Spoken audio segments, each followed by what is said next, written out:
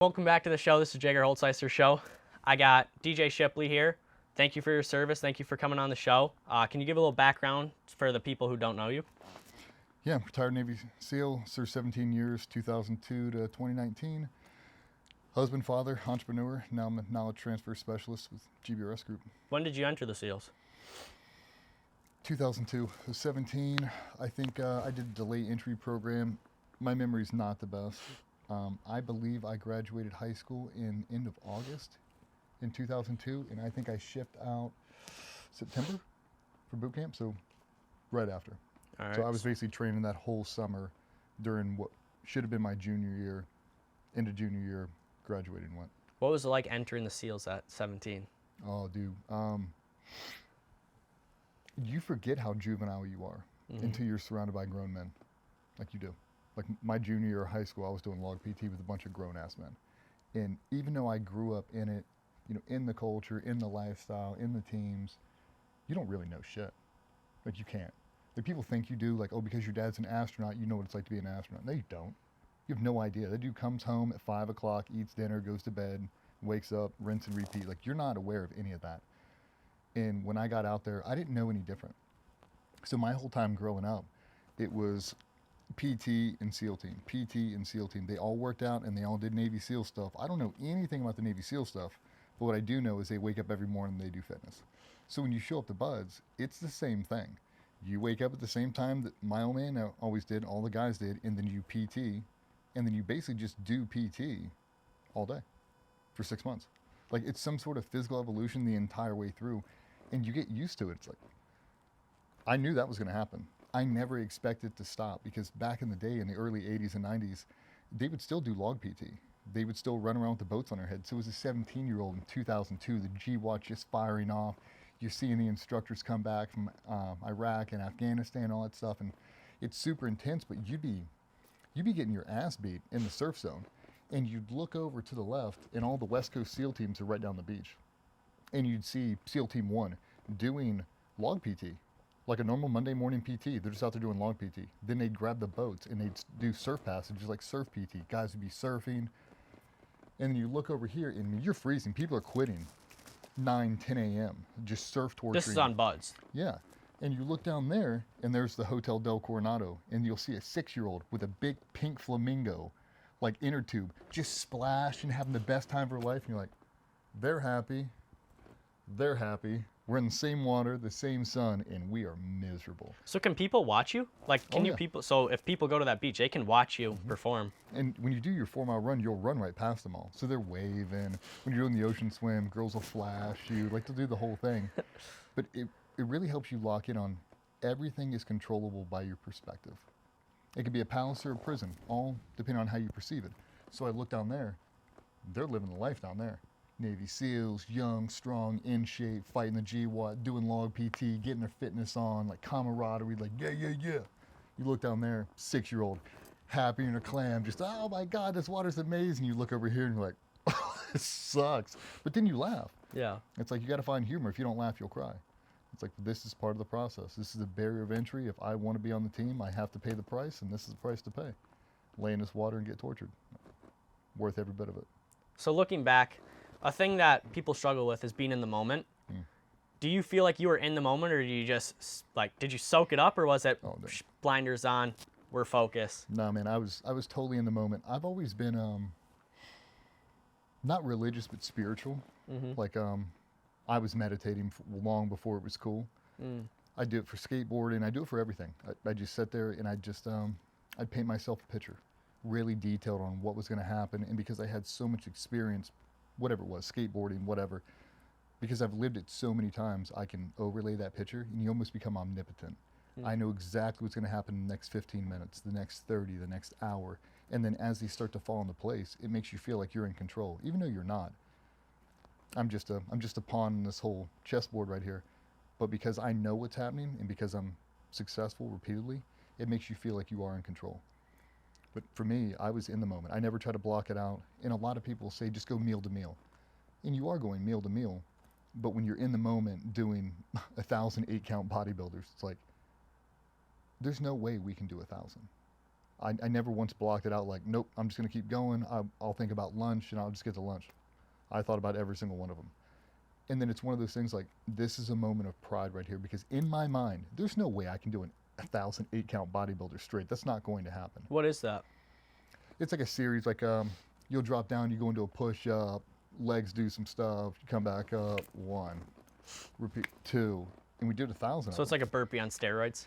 Exactly. And I'm like, well, there's no way they'll actually make us do 1,000. They'll say 1,000, we'll probably do 50, 75, 100, and then we'll be done. Nah, brother, we did 1,000. And in your mind, you're like, well, you can't do that. Like, physically, I'm not strong enough. I don't have enough endurance to do that. And yet somehow you do. Because you look left and right and everybody's doing them too. And you're like, okay, well, I'm just going to do until everybody else stops and no one else stops. Man, I can go a lot farther than I thought I could. Like when you think about 1,000, you're like, that's a lot. 500's a lot. 100 is a lot. 1,000's a number like, I can't do that. You'll go out and you'll cold bore a half marathon in soft sand on the beach and they're running at a 7-minute mile. And you're like, I can't do that. But somehow you do. How? It's like the pressure to perform, because the level is so high on physical performance and readiness and commitment and, you know, all of the aspects. You'll naturally, they just pull you up and they make you better. It's like, just let it. Like, don't fight it. Like, don't try to block it out of your mind. Like, they're not blocking it out of their mind. They're in that surf zone right now. So feel the pain. Yeah. It's like everybody else is feeling. If you become so numb to it, to me, you lose the experience. It's like going to the buds. You'll hear the guys, and they wear it like a badge of honor, and they should to a certain extent. They're like, I'm first time every time. I've never failed in evolution, never failed to run, never failed to swim. So you never had any adversity. You've never failed in your whole life. The very first time you do, it's going to be a culture shock. I love that I fail over and over and over again, and then I succeed. If I did everything right my first time, I don't feel like I would have learned half the things I've learned. And I feel like that's why, I don't want to say I'm a good instructor. I have a way of connecting with people because I've been such a hard student that whatever you're going through, I've already been through it. Like, I'm not naturally gifted at anything. I just obsess. And I'll just figure out whatever I have to do to be really good at that one thing, and I'll cut out everything else and I'll just focus on that. And once I get to a certain baseline, I'll hold, I'll just polish, and then I'll stack a new task and a new task and a new task, and then I just combine them all together. But yeah, it's about being present in the moment. Being able to isolate thoughts, just block out all the distractions, all the noise, all the bullshit. I'm just doing this one thing. And I think when you do that, it builds a level of confidence that it can't be ignored at a certain point. It's like, I am successful. Not on my first attempt, and I don't want to be. I want it to be hard. So is the key to success not giving up, having good people around you, combination of them all? How do the SEALs achieve such high success? Consistency. Doing the right thing over and over and over again, regardless of how bad it hurts or how much it sucks. You just keep doing it over and over, and then it builds your natural confidence. When the entire group does it, the collective raises. Rising tide raises all ships, right? It's the same thing. We'll say you have a group of 10 people, and we'll say there's 3 or 4 that are really, really in shape. We'll say the rest of the 7 are like, those 7 are going to follow those 3. If those 3 let their foot off the gas and drop down for the other 7, they'll maintain a low average. If these 3 pull up, the rest of them naturally have to try to catch them, and they will. It's like you just need somebody that cares more than you, that's more gifted than you, but is setting a pace that's achievable and repeatable. All I got to do is chase him. It's like you're trying to run a race. I'm trying to run a half marathon. I want to run a 7-minute mile. I can't pace myself, but you can. All I got to do is stay next to you. You're faster than me. This is naturally easy for you. You're not going to let your foot off the gas, but you're going to hold a consistent 7-minute mile, and all I got to do is keep you next to me. Okay, let's do that. Well, then you drop it down to a 6:45. I don't know the difference. You drop it down to a 6:30. I don't know the difference. The only thing I know is stay next to you. We do that a lot in SEAL teams. You do it on swims, you do it on runs, you do it on patrols, you do it in CQB. Just do what I do. Mirror what I do, and you'll be fine. And when the entire collective does it, it's like we are moving as one single organism right now, and it's mastery when you see it. It is. Like, gives you goosebumps, dude. When you watch them all go in one shot, and you're like, dude. Look at me, dude. I got goosebumps all over me, bro. When you see it in real time, you're like, I've never seen anything like that, dude. It's humbling to see. Is it scary almost in a way? Is it just like, wow? It's emotional because you sacrifice so much to get there. And when you see that everybody else has too, it's undeniable. Like, everybody really, really wants to be here. Is that why the SEALs are such close-knitted people? Because you've all went through a ton of trauma? You go through a lot of trauma before you even get there. Yeah, most of the guys are broken in some sort of fashion. Yeah. But what a lot of people don't realize is how small the organization is. Like when you ask a normal person who has general knowledge in the military, they're like, oh, well, you have Green Berets, you have Navy SEALs, you have MARSOC, you have all these people. They're all roughly the same. Just wait, what's MARSOC? It's the Marine Special Operations component. Got like it. the Marine Raiders. They're awesome. Started out as recon, went to Force Recon. They stole a bunch of those guys, made their own thing. I fucking love MARSOC guys. They're great. And the culture has really taken a positive shift over like the last decade. You'd love them. They're sick, dude. You'll never hear a dude have a bad thing to say about MARSOC. They've come so far, and I love those guys. But if you stretch them all out and you look at them number-wise, there's less than 2,500 Navy SEALs on the planet. Like, there's only been 10,000 people that have ever graduated that pipeline. It's very, very small. You look at, I don't know the exact numbers, we'd have to chat GPT it, but if you chat GPT, how many active duty Green Berets, there's probably 10,000. Like, there's a lot. So when you look at how small that is, everybody, it's like the Kevin Bacon analogy, everybody's one person removed. Like, if I make one phone call, I'll find out everything I need to know about you. So there's not many of you running around there. If I call, you're at SEAL team, whatever, pick one on the West Coast, and I call over there, in 4 minutes, I'll find out everything I need to know about you. It's not just hundreds of people. Like, it's very, very small. And if people knew how small it was, they'd probably understand it more. Like, you're talking about being on the same football team for 15 years. Like, same 25 people, that's it. They don't leave, they don't rotate, they're just there. And because even when the people do rotate out, the cultural component is so similar, it's like you've never left. The new guys that come in are a carbon copy of the dude who just rolled out. They're just waiting to gain the experience because you get the same people cut from the same cloth every single time. To me, it makes it so much more repeatable. When you come in, like, I know exactly what this dude's capable of doing. I know what he's been through. I know how far he's willing to go. There's never a question. Like some of the other organizations that might pull from other branches, like, you don't know what you're getting. Like, you have to really trust in the process, and they'll get there over time. But for us, I feel like that's the separating factors. Every single person has gone through that exact same school, and roughly it hasn't changed. Hell Week, same push-ups, the screen test is the same, the O course is roughly the same, 2 mile ocean swim, 5 mile ocean swims, they're all the same. And when you get guys on the backside of it, you don't have a doubt on how far he'll go. And I think that's one of the things that, you know, special operations guys in general, what they don't want to say is no. Like, is it an ego thing? It's a cultural thing. Culture. I don't want to say no. Like, can you get up over this mountain? Yeah. How long is it going to take you? I'll go as fast as I can. Like, you won't be able to do it any faster than how we'll go. And everybody pretty much has that mindset. Can you get through that wall? Yep. How long is it going to take you? Fast as I can go. Is that what it is? Fast as you can go, 24/7? Yeah. As fast as you can go, as hard as you can go. You go as fast as you go, as long as you can go. You know, if, we'll say you have to get to a target, and we'll say you're being launched in on a helicopter, and you're going to land 8 kilometers out. The terrain you have to navigate in order to get to the target is cut out of the equation. When you get the target, you have to go. So it doesn't matter if it's 3 points of contact, if it took you 7.5 hours to get there. Mm-hmm. All of that physical taxation is not part of the process. That gets erased completely. So you have to have enough bandwidth physically, mentally, spiritually, emotionally, and tactically to do the job, regardless of how long or how hard and arduous it was to get to that spot. And I think that's the thing that's special about, you know, special operations in general, is they'll all go. Like, there's been multiple moments where, you know, you're doing an operation and you are so exhausted, like, we ain't gonna make it, dude. Like, do you have an exact memory you're thinking of when you say that? Oh, yeah. We did one. We chased this dude up the side of the mountain. I don't know how many thousands of feet we climbed vertically, but it was 3 points of contact the entire way. And it was so... What does 3 points of contact mean? Both hands and one arm. arm. Like, you're climbing up it. Oh, gun slung on your back. But because we were chasing this dude up there and he was armed, you didn't know where he was. He was blending into the rocks. And, you know, the FLIR's not working. The thermal's not really picking him up. We've got a general location, but, I mean, he could be 5 feet in front of you. So you're doing 3 points of contact. You're pulling up.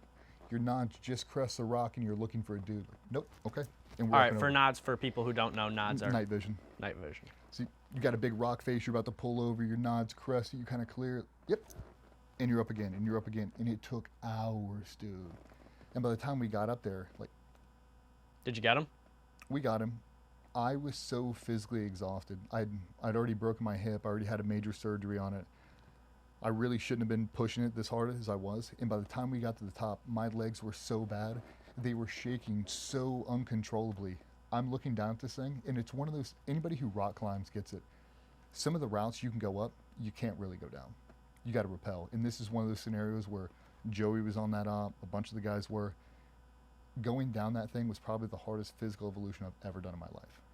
Like, I was so exhausted that I rolled multiple times, end over end, head over feet, because I couldn't stand anymore. Like, you're just sliding down these rock faces. I ended up blowing my hip out again. My screws backed out. Like, it was...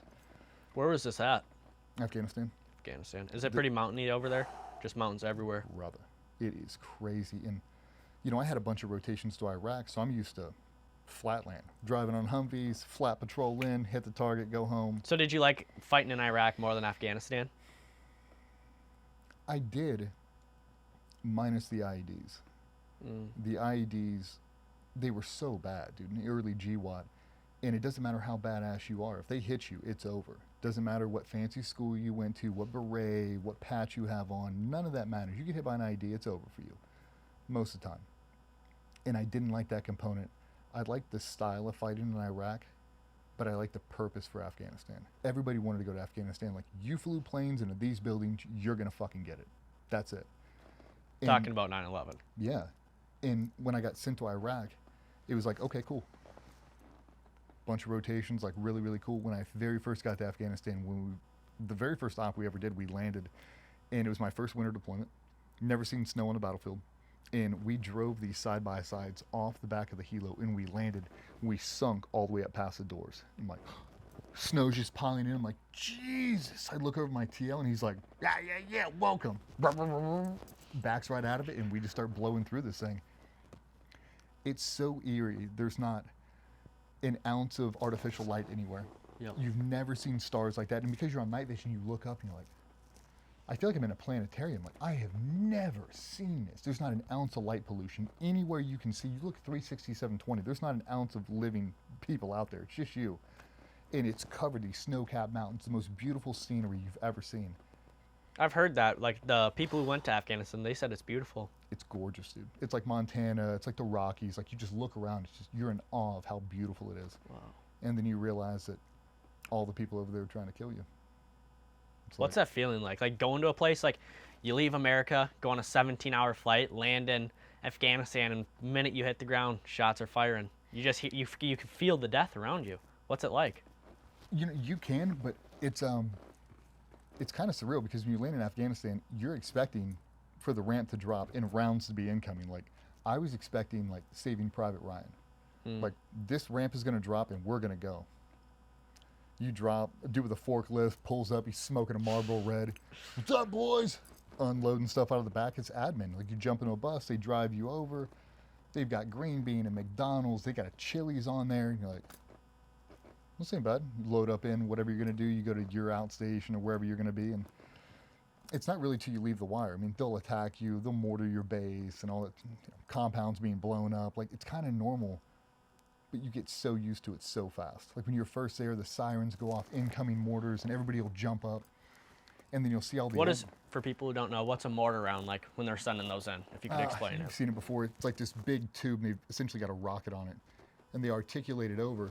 Bonk, it launches over, and they're essentially just lobbing them in. So they'll shoot one past your compound. They'll change the pitch. They'll shoot another one. It walks in closer, closer, closer, until they start dropping them in your compound. And then it'll just start articulating over to try to drop mortars everywhere in the compound, kill as many people as they can. So what's the plan of attack? Like, if hypothetical right now, you're in your base in Afghanistan, alarms go off, they're over there, how do you get to them? Is it just straight beelining it? It depends on when it is. If it's daytime, most of the time people just jump up, you'll man the walls. If they're trying to attack, you'll get into a big gunfight. I've never had that personally happen to me. It's definitely happened on bases I was at. I just wasn't there. But typically they'll just fire mortars in to try to hit you, and they'll never do an assault. We had one, Cole was in, they drove, I'll mess up how big it is, but we'll have to ask Cole. I think a 5,000 pound vehicle-borne IED, so essentially a dump truck filled with high explosives. They pulled up right next to the compound, and it blew a dude off the treadmill through a wall, sent shrapnel through dudes' pillows. Like, they sit up in their bed and their whole pillow blew out, like would have killed everybody. Jeez. And just randomly enough, like a couple dudes got dinged up, but nothing crazy. And then you get guys, they blow it up, and then they send 50 foreign fighters right to the compound. They try to shoot as many people as possible. So now you get a bunch of Army Rangers and Marines who are running around in Ranger panties, little shorts, no shirt, no body armor, just shooting people. Jeez. Like, just Rambo? Yeah, man.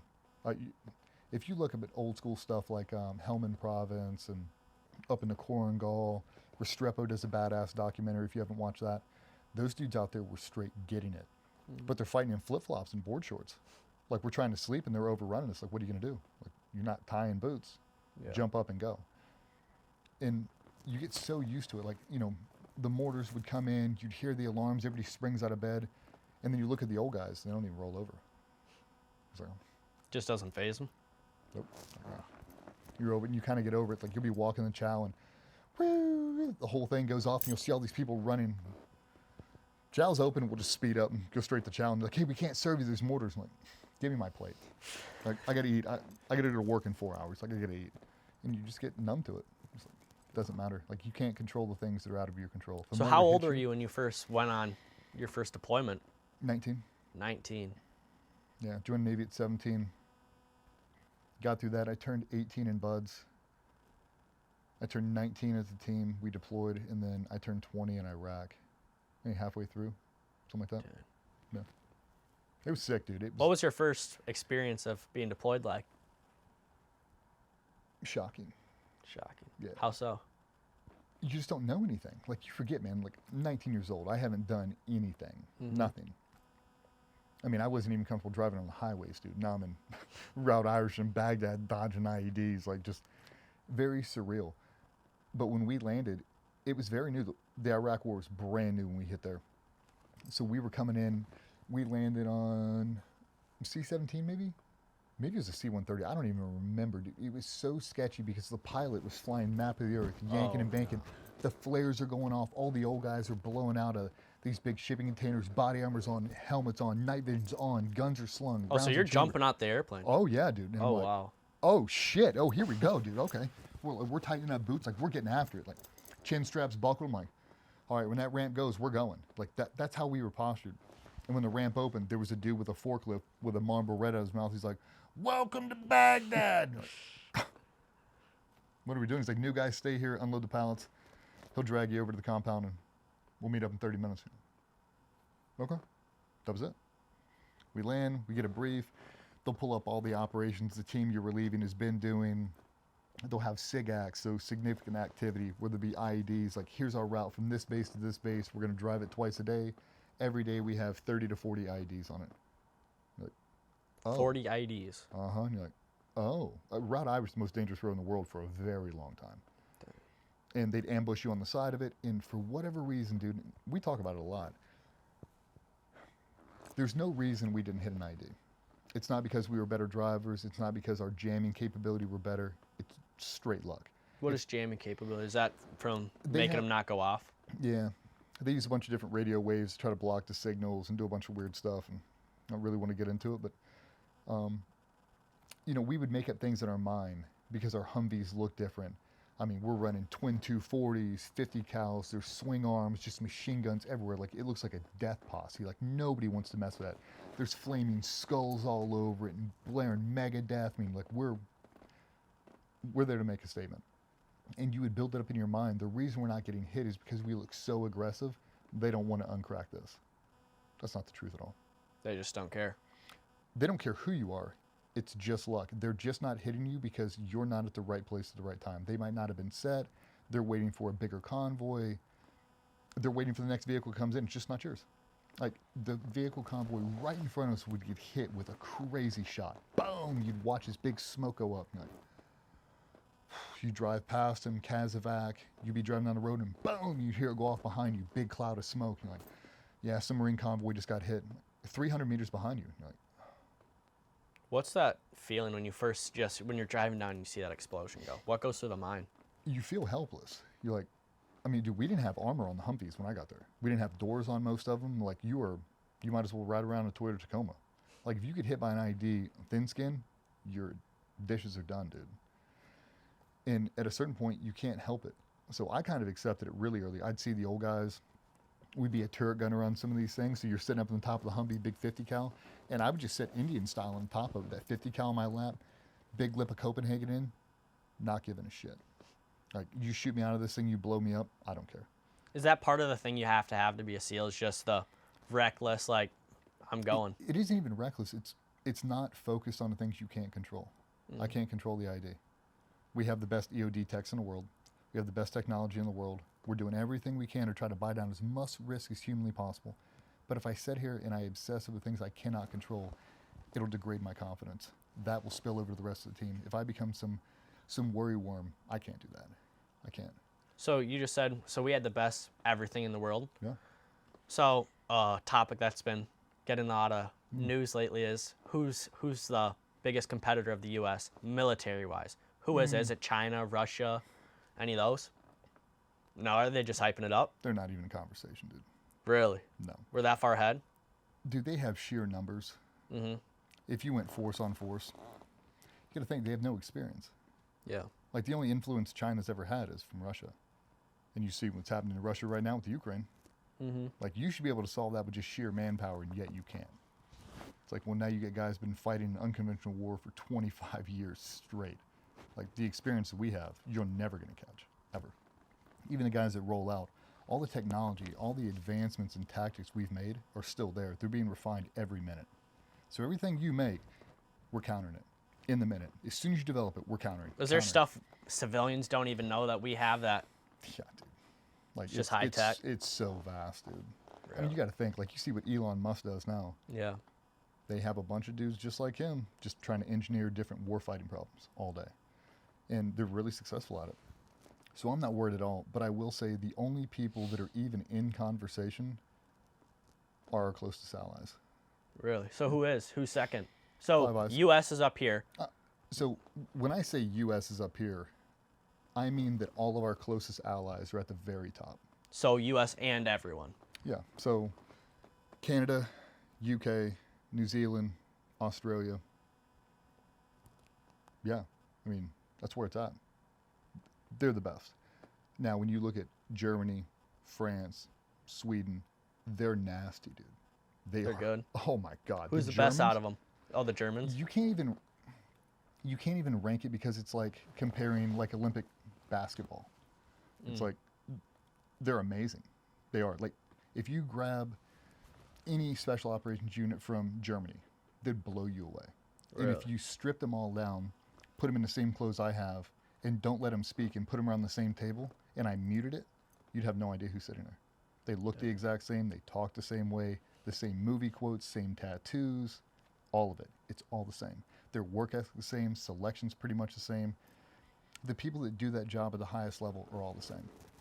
And everybody I've worked with, from the Polish Grand, the Zhejiang from France, GSG-9 from Germany, all of them, they're all the same, dude.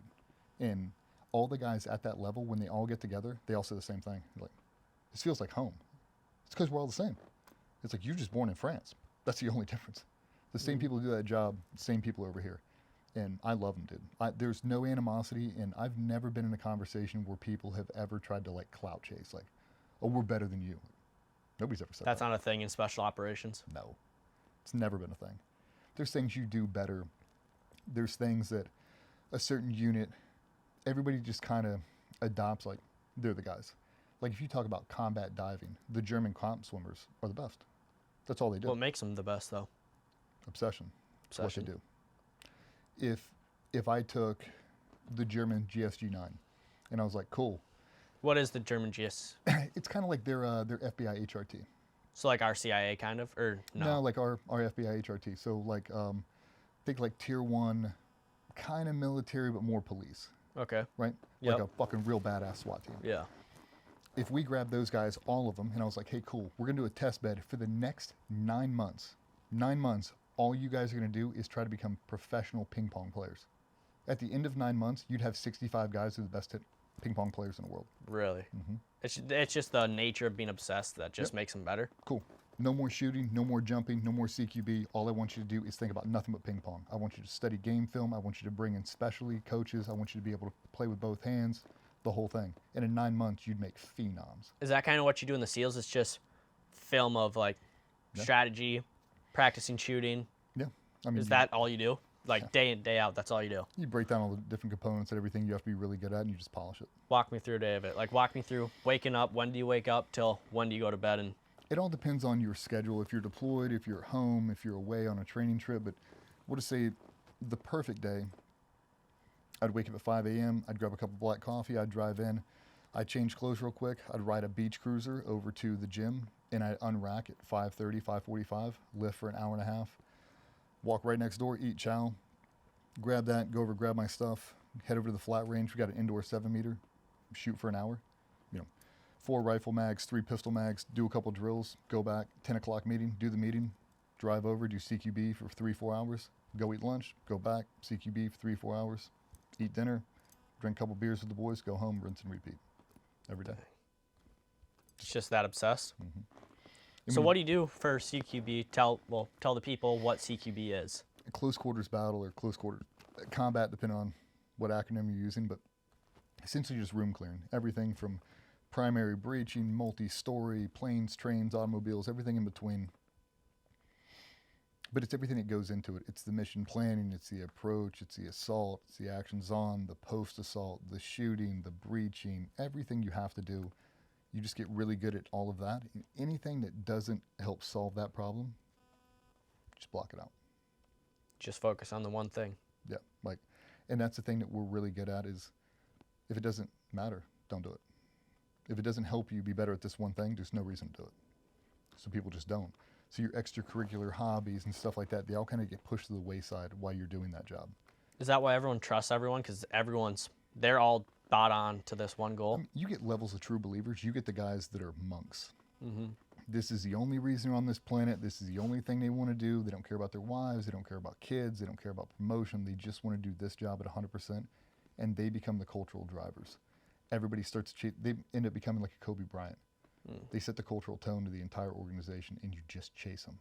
Like they go. Is there a Michael Jordan in the SEALs? Like the best of the best? Because, wait one sec.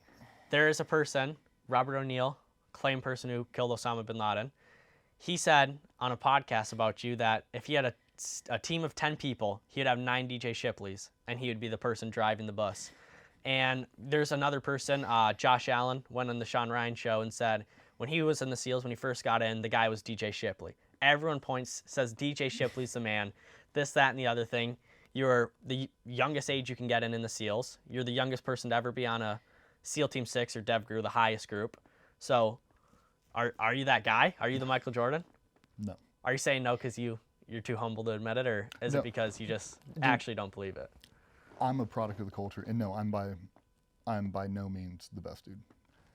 I'm good at the things I need to be good at, and I really obsess over a lot of things. I'm just more committed than most.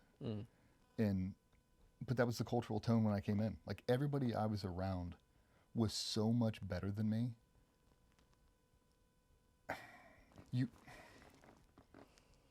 Part of it sucks, right? Because you show up and you're like, I want to earn my seat at the table. Like, this is what I have to do. And then when you see the cultural differences and you see the level that people perform at, because I'm an idealist. I get super emotional. Like when I watch people now in their craft, sometimes it'll make me cry. Like I don't care what it is. I'll just look at them like, dude, I want to give you a fucking hug, dude. The hours you have spent mastering that craft. I've never seen anything like it. Like it's so humbling to see because you don't have to. Like we'll say the cultural norm is they're going to come in, they're going to get an easy lift in, they're going to do the minimum standard, we're going to do 2 blocks of CQB, I'll be home by 6. A lot of people do that. A lot of people show up at 4 and a lot of people stay until 10 p.m. every day, Monday through Sunday. They never leave. If you walk into the range 6 a.m. on a Saturday, they're in there. Sunday, Christmas Eve, they'll be in on the 7-meter training. It's like some people take it further than most, and I just did what everybody else did around me. Like I am not special, I am not unique. I did what everybody else did around me. So I appreciate those guys saying that, but that tone when I came in, that's what it was. Like there were no 9-to-5ers. There was no part-time here. Everybody's full-time. This is the only thing that matters. And I adopted it because it made sense. And, you know, my wife is a Gold Star wife. Her first husband got killed in 2005. And I was really worried she was going to be gun shy and not want me to deploy and want me to take a break. And like I said, man, I was an idealist. And I told her from day one, I'm not stopping this. I won't stop it for you. I won't stop it if we have kids. Don't ever ask me to get off this train because I'm not going to fucking do it. And that was hard, but I made her do a deployment to make sure she could still do it. So when we first started dating, already proposed, I had a deployment coming up. I'm like, well, let's get married before you deploy. No. I want to make sure you can handle a full 6, 8, 9 month deployment without going crazy, because I don't plan on stopping it. I'm going to do a whole bunch of them, so I got to make sure you're on board. And my wife's an absolute unicorn. I've never met anyone stronger than her. She's the most gangster person I know. Like, she's bought in. Her first husband's a SEAL. Her dad's a SEAL. I'm a SEAL. Like, we've only grown up in this culture together, so she's as much a part of it as I am. And I think that's what made it so special. But that was my justification for her, because, you know, when we first started dating, when I got obsessed, 2008, 2009, like, I really turned the page. I had a mentor that just... Third platoon chief? Was that him? Yeah. Dude, he changed everything for me. He just did. And I try not to cry when I think about him, but if that dude wouldn't have walked in my life, I don't know where I'd be. I was circling the drain so fast. I was contemplating getting out. It's not that I didn't have the love for it anymore. I didn't have anything that was pushing me. I never saw the next level. It's like, I'm here, I'm one of the boys, I'm crushing everything we're doing, but I don't feel like I'm making a difference. I don't feel like this standard is hard enough. And then when you see the next level of the standard, and that's when I saw Barrett. When he walked in, he had every reason to coast. He'd already been at a tier 1 command, silver stars, bronze stars, all this stuff, like super experienced. That dude walked in, and I shit you not, you can ask him. I walked into the high bay, and he was standing about 30 feet away from me, and we'd already fired 2 platoon chiefs on this rotation. And I walked in, and he was standing there. I could see his tattoos. Hair was kind of combed over, and he's just sitting there staring at me. No beard, clean shaven. And I walked straight across, and I threw my arms around his neck, and I hugged him. I was like, I've been waiting my whole fucking life for you, dude. Oh! Because at that moment, I didn't have anybody. I didn't have a single dude. He's your only person. He was the dude. He was the dude I needed to chase someone.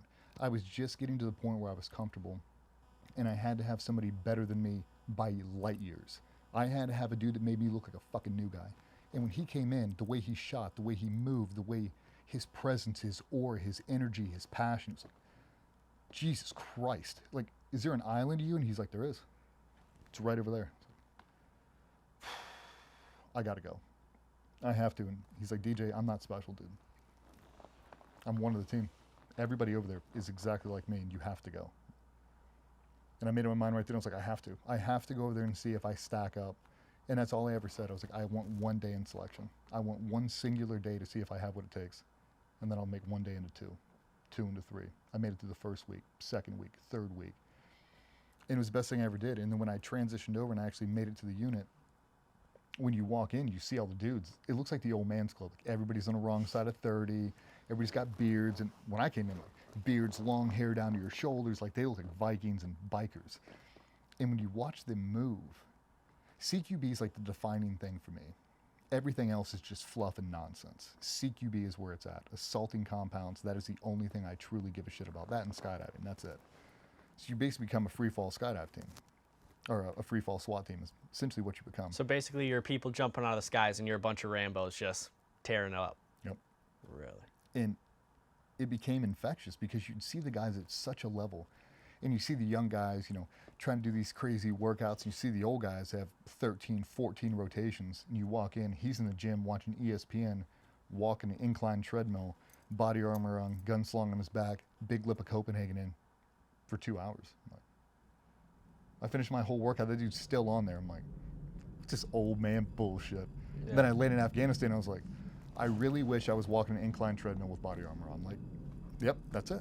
And then you just change your whole schedule. Like, I'm going to do what he does because he's better than me at everything. And this is what he does to get ready to deploy. That's what I'm going to do. And as soon as I did that, I just started mirroring people that were better than me. As soon as I'd see that you were better than me at something, I'd just stand there, and you'll see it today on the flat range. I'll just watch people all day. I'm watching your footing, how you stand, how you grab, how you draw, how you present, trigger press, all of it. Because I want to see if you do it better than me. And if you do, I'm stealing what you're doing. Like, I have no ego in this. You show me one thing that makes me 1% better, I adopt it right away. And I'll run it through its paces. If it doesn't help me, I'll eventually fizzle it out. No, I'm not special. I'm not unique. I'm just I'm a vessel for the culture. So if you were looking back on your SEALs career, you would give all the credit to your 3rd platoon chief, right? Barrett? I would give him, not like, for what the would you say entire to him right career. now? If you were to say, like, he was sitting, not me, he was sitting across from you. What are you saying? Like, thank you for this? Are you saying, wish you would have pushed me harder and made me run a couple more miles? Like, what are you saying? I mean, I've told him before, and I mean, we still talk. He still texts me. Without him, I don't know where I'd be. Like, if you wouldn't have came in with the attitude you had, the work ethic you had, the skill set, the experience, if you would not have come in, I don't know where I'd be. Like, I was a fish out of water, man. Like, I was doing everything. I was fine. I was deploying. Like, Did he just give you purpose? Like a reason to wake up and go hard? He gave me a pace. Like, he set the pace, and I tried to keep up. And everything he did, like, his mindset is what separated him from everyone else. Because you can have guys that have great hard skills, great at shooting, great at jumping, great at CQB, and you get to their mindset component, and it's too black and white. It's too flat. You got to be able to navigate the gray area. You got to be able to do it for the culture. And a lot of that's what he was. He drove the culture so hard that he made it all worth doing. Like, I would have fucking done anything for him. If that dude told me to charge a machine gun nest, I would not have batted an eye, because he would have done it too. And that's the thing I appreciated about him the most, and that's what I try to do now, is I'll never ask you to do anything I'm not currently doing, I haven't done, and I'm not going to do right now. Never. Like, why would I ever send you to do something I'm not willing to do? I'm never doing that. And that's what Barrett's take was. Like, he's one of the guys, like, it's going to be a rough one. Saddle up, get behind me. And he'd lead it. Like, okay. Like, you got to fight to try to get in front of him. And I think everybody needed to see it. The young guys needed to see it. The old guys needed to see it. Everybody in between, like, that's the guy. And there was never any doubt. That's the dude. And then when you transitioned over, there was just a whole bunch of them to look at. And you were like, okay, well, I can't be all of them. Let me just be one of them. So you pick one, you kind of just mirror him for a while, and it might be a dude who's, his physical presence, like, he's a physical freak. He fights 5 days a week, and it's like, okay, if I can get my fight game up, and I can get my physical game up, and then I can make that repeatable, the way I chip away at it. I'm going to do fitness 5 days a week. I'm going to do fight club 3 days a week. I'm going to shoot on the range 3 days a week. If I maintain that for 10 years, I'll be much better than everybody else. But I got to be consistent. Is that kind of how your mindset was? Because I feel nowadays everyone's looking for that 5-minute ab workout, that quick shot of I'm going to be better than you. I just need to do 5 minutes of this and I'll be better. Is it long game? That doesn't work, man. In my experience, it doesn't work. Like, you can do 5-minute abs all you want to. I'd rather just do abs 5 days a week for 15 years. Like, just make it consistent, make it repeatable. Is that what separates SEALs to your average Joe Schmo in the population? Is just the mindset, or is it physical abilities? I think it's the consistency, part of the culture, and then a little bit of the ego. Like, once you get to do some Herculean feats that normal people can't do, and you see your whole group does it. It's funny, I got called an elitist not too long ago. By who? Actually, a guy here, we actually fired him. I said I was an elitist, and I didn't know what it meant, so I Googled it. I'm absolutely an elitist. Absolutely. My group is better than your group by a fucking long shot. And I am better than you because I only hang out with people that are better than me. So yes, by definition, I am 100% elitist. I only hang out with top performers. There's nothing wrong with that. Yeah. The only difference is you trying to make me feel bad about it. You should just elevate your game. Like, it's never served me wrong. Right? Like, yeah. I want to be surrounded by the best people on the planet. I don't care if I'm in a SEAL team, a SWAT team, or here with my media team, my training team. I have a dynasty that we're building, purpose-built. Every single person on that team I have hand-picked, hand-drafted, hand-selected, based off personality and culture. I don't care how good you are. Like, I'll make you. I can teach a monkey to do that job. I need a person who's a cultural driver, and every single dude on that team I have hand-picked because they're a cultural driver. It's part of our success. Like, I'm not trying to trade, I'm trying to draft. And there's a big difference. A lot of people are trying to pull people off resumes. Not me. I don't give a shit about your resume. I need to know how you feel. Come in here, sit down, talk to me. This dude's him. Everybody you'll see on the flat range today, from Joey, Andrew, JD, Zach, all the guys, they are cultural drivers. You got to surround yourself with people that are better than you. Like, there's no shame in that. What are you talking about? Like, you want to start working out. Who you want to work out with? Some fat slob who doesn't care? Like, I know you see that at the gym all the time. Two guys that are out of shape, one dude's coaching the other one. You're like, Oh God, here we go. So you really got to work out your calves. Oh, okay, here we go. Or you want to work out with CBUM. Yeah. CBUM. There's nothing wrong with that. I want to surround myself with people that are the best on the planet. Yes. Does that make me better? Yes. That's the whole point. I've been saying it for decades. Surround yourself with people better than you and you will naturally elevate. You'll have to. Right? Big fish, small pond. I don't want to be big fish, small pond. I want to be small fish in a gigantic pond. Because if I am the small fish, we are in a serious pond, my friend. I've been saying it forever. I don't mind being last. I don't have any ego because if I am last, the team we're a part of is crushing everyone. Because I'm good. Like, Is it that selfless in the SEALs? yeah. Just no one cares about individuality. It's just pure team. We have a saying, never put your individual needs before the needs of the group. The group will not conform to you. You must conform to this group. And they mean it. Like, I don't give a shit. And I've had some amazing people, and I had a boss after I had Barrett that was probably number one cultural driver I've ever met. And we had a scenario one day. Joey will tell you a story. It's happened to him a bunch of times. We walk in, and I had on some T-shirt. I don't even remember what it was, but I don't wear flashy stuff. And I didn't wear flashy stuff then. I never have, but I had something on, and I thought it was a shirt that was basically like a Democratic donkey and something else, and it was basically like, you know, Democrats suck or so. I don't know. Like, I'm not even like that. I don't care if you're a Democrat or Republican. I don't even know what I am. But I had that shirt on for whatever reason. And he walks in, and we're all sitting down, and he looks at me, he looks at my shirt, and he goes, explain that to me. This? I was like, I don't know. Somebody gave it to me. Do you think I'd wear that shirt? I went, no. He went, you think he'd wear that fucking shirt? No. He went, why do you think you can wear that shirt and represent all of us? And I went, I don't, and I'll definitely take it off. He goes, I know you're going to take it off. I just want to know why you thought it was okay for you to come in here and represent this whole fucking group wearing that dumbass shirt. And as soon as he said it, dude, my heart dropped. I was like, oh. He's like, don't ever put your individual needs above us again. Everything you do and say, everything that leaves your mouth represents all of us. Every T-shirt you put on, everything you tweet, everything you text, every email that comes out of here, you represent all of us. And when he said it, I believed it. Because you do. Everything you do and say represents all of us. When you put that group above yourself, that's your guiding light.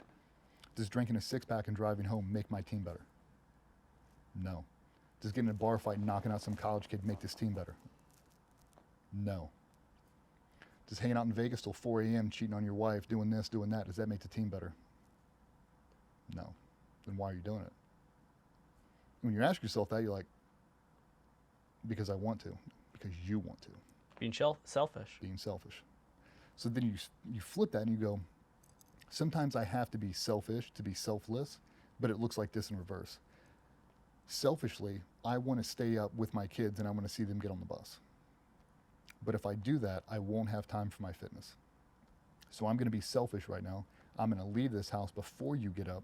I'm going to sacrifice that time with my kids. So when I do come home, I'm not in negative headspace about how I didn't get to work out today, how I'm falling behind my peer group, and now I take it out on you because I'm short.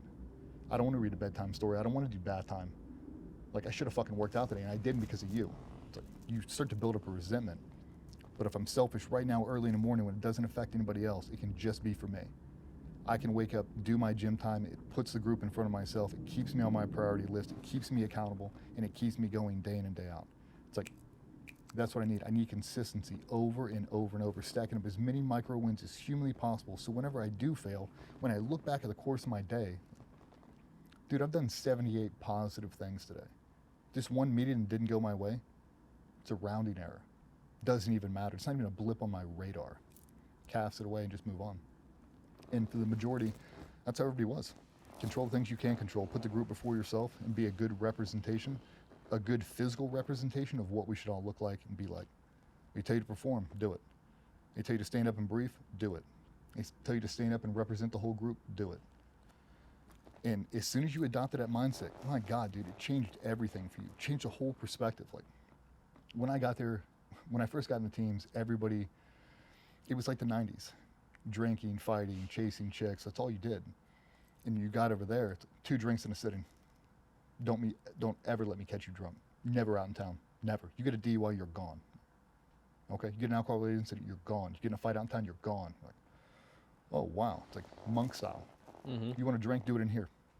Like before Uber was a thing, we had these Metro Scoot passes. Like these guys would show up and drive your car home and had a little electric scooter in the back. So there's no reason to get a DUI now. You get a DUI, we're jamming you up. So it's like, well, I can't justify drinking out in town. I can't justify ever being drunk. It doesn't make me better. It's not a performance enhancer. So why would I do it? Nothing good happens after 2 a.m. You're right. You should be home asleep, ready to get up at 5 and go to the gym and train.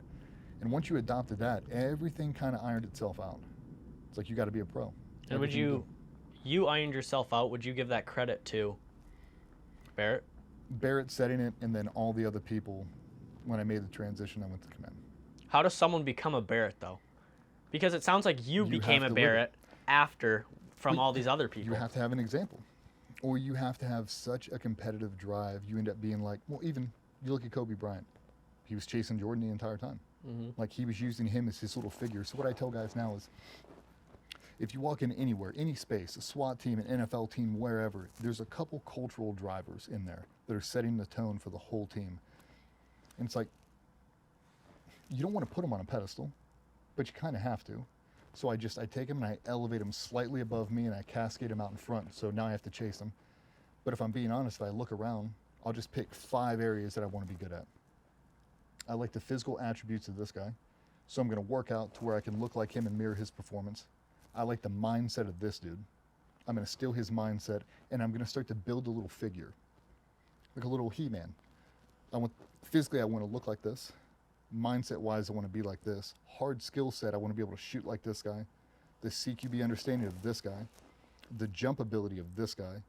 Then the cultural driver of that guy. If I put them all together as one, that's what I want the end state to be, knowing there's no end state. There's no finish line you ever cross. You're like, I'm done. I can take 10 years off. You chip away at it every single day. And then you constantly refine this guy. Like some days, you need more mindset. Some days you need more hard skill set. Some days you need more of a cultural driver. Sometimes you need more empathetic, like all the different things. And then whenever you find yourself in that hard situation where you don't know what to do, you don't have the advice. I mean, I used to call my dude Barrett. I'd have this little figure and I'd say to him, like, what would he say to me right now? And I'd talk to myself. I'd be like, oh, B-Rat, man, I'm up against the wall right now, man. Here's my scenario. And I'd say it out loud. And then I'd pretend to be Barrett. Like, what would he say to me right now? This is what he'd say. And then I'd say it to myself, like, yep, that'll work. And then I'd action it. And then it would be successful. Like, okay, just keep that little figurine up there. Check in with him every day. You wake up, alarm goes off at 5 a.m. You're so sore, you're so beat up. You're running on an hour and a half of sleep. You're like, dude, I don't want to do this right now. In my mind, I look at that little figurine. It's like, get out of bed. Yep, I get out of bed. I do it every morning. Like, and people think that, like, oh, you must love doing it. No, I don't. I would love to sleep until noon. I'd love to. My ego won't let me. It won't. Like my consistency and what I've been doing since I was 17, I'm not breaking that cycle because anytime I have, bad things have happened. Anytime I've ever been hurt and I didn't have my physical component, my mental health declined right after it. But as long as I'm physically in check. It's an all-in-one package.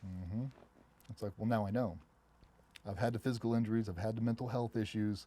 It's like, but if I can keep one of them square, the other one will fall right in line. I just live my life like that. I'm just trying to be a little bit better than I was yesterday. Trying to outrun my shadow just a little bit further, and just keep going. Don't ever stop. There's no reason to. It's a perfect system. As perfect as perfect can be. So what I'm kind of hearing is the way that you just get better is by always chasing a goalpost that you'll never catch. Yep. So just keep pushing that goalpost back. And the fun is not getting to the goalpost. It's the journey that you're going along. It's a day in and day out. It's the shit talk. It's the banter. It's the showing up early just to talk trash to the people when they walk in after you. Like, oh, nice, you just show up. Like, our first meeting's not till 10. It's 7:30. Like, I've been here since 5. They'll roll their eyes like, yeah, I'll see you tomorrow at 7, I'm sure. And they talk shit. Like, yeah. But it's fun. It's a banter because they see it. They walk into the gym like, I'm going to get a lift in. Like, I'm walking out. Like, I've already got mine in. Where you going? 7 meter. That's so true. Whenever I'm leaving the gym early in the morning, I see the people coming in after me. I'm like, got here before you. Yep. Like, And everybody's finding their time to get it in, but it's like when I've knocked it out, there's no distractions now. I don't have to sit at that 10 a.m. meeting like, maybe I'll skip lunch and get a workout in. No, that's not going to work. Maybe okay, we'll wrap up at 4. Instead of sitting up here and hanging out, I'll just go get a lift in, then I'll go home. I'll be home by 7. She wants me home at 6. Like, I'm not going to have time to work out today. That will drag with me for weeks, dude. Like, I'm off my pace now. I'm off my schedule. Like, can't have that. I keep on the same routine, man. I don't break it for anybody. Like when you wanted to come in and do this podcast, I told you straight up, like, nothing happens in this building before 10 a.m. Nothing. Like, nobody messes with my morning routine. I'm glad Yeah, we did the workout. Done. That's what it Protein is. shakes. Protein shakes, man. The only thing we skip is a 20-minute walk because the boys had to go to the range. But I mean, we're going to go to the flat range. But that's Monday through Friday, dude. I don't break it for anyone or anything. Like, I don't care who you are. Secret Service rules, I don't care. See you at 10. Like, unless you want to come get a lift in, like, don't ask me to get on a Zoom call at 8 a.m. I'm not doing it. I won't. Not for anybody. Because I know how important my physical connection is to my mental health. And because I've been on both sides of that coin, I'm never going back. There's just no reason to. Dang. Yeah, control things you can't control. So being consistent is the best way, you would say, to just elevate, be that cultural guy, be that tier 1, top percenter. It's like everything else, man. If you look at the work ethic of, and it's so cool now, and this is why I love that you're doing stuff like this, is I grew up in the Michael Jordan era. I grew up in the Kobe Bryant era. And you never got to see it. You get to see that, Jordan put up 55 last night, and Kobe did this, and Tiger Woods did this. You never really get to see it. Now with media, documentary style, you get to really see what made Michael Jordan Michael Jordan. Yeah. What made Kobe and how he had the split personality with Mamba. You get to see it in real time. You get to see the passion. But really, if you look at it and you go, what makes him better than everybody else? Kobe Bryant does this amazing breakdown of his daily routine. And he goes, the reason why I'm able to elevate against the best players in the world is because I outworked them. He goes, they show up and they do the minimum standards. I'm never doing that.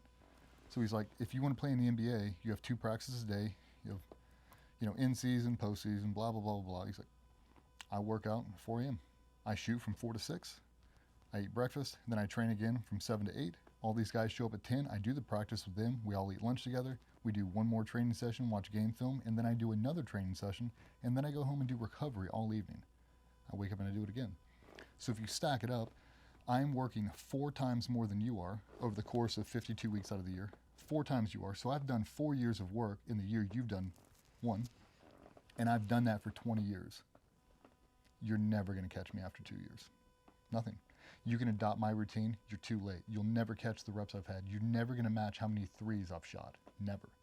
And it's true, it's a math formula. You'll never catch me.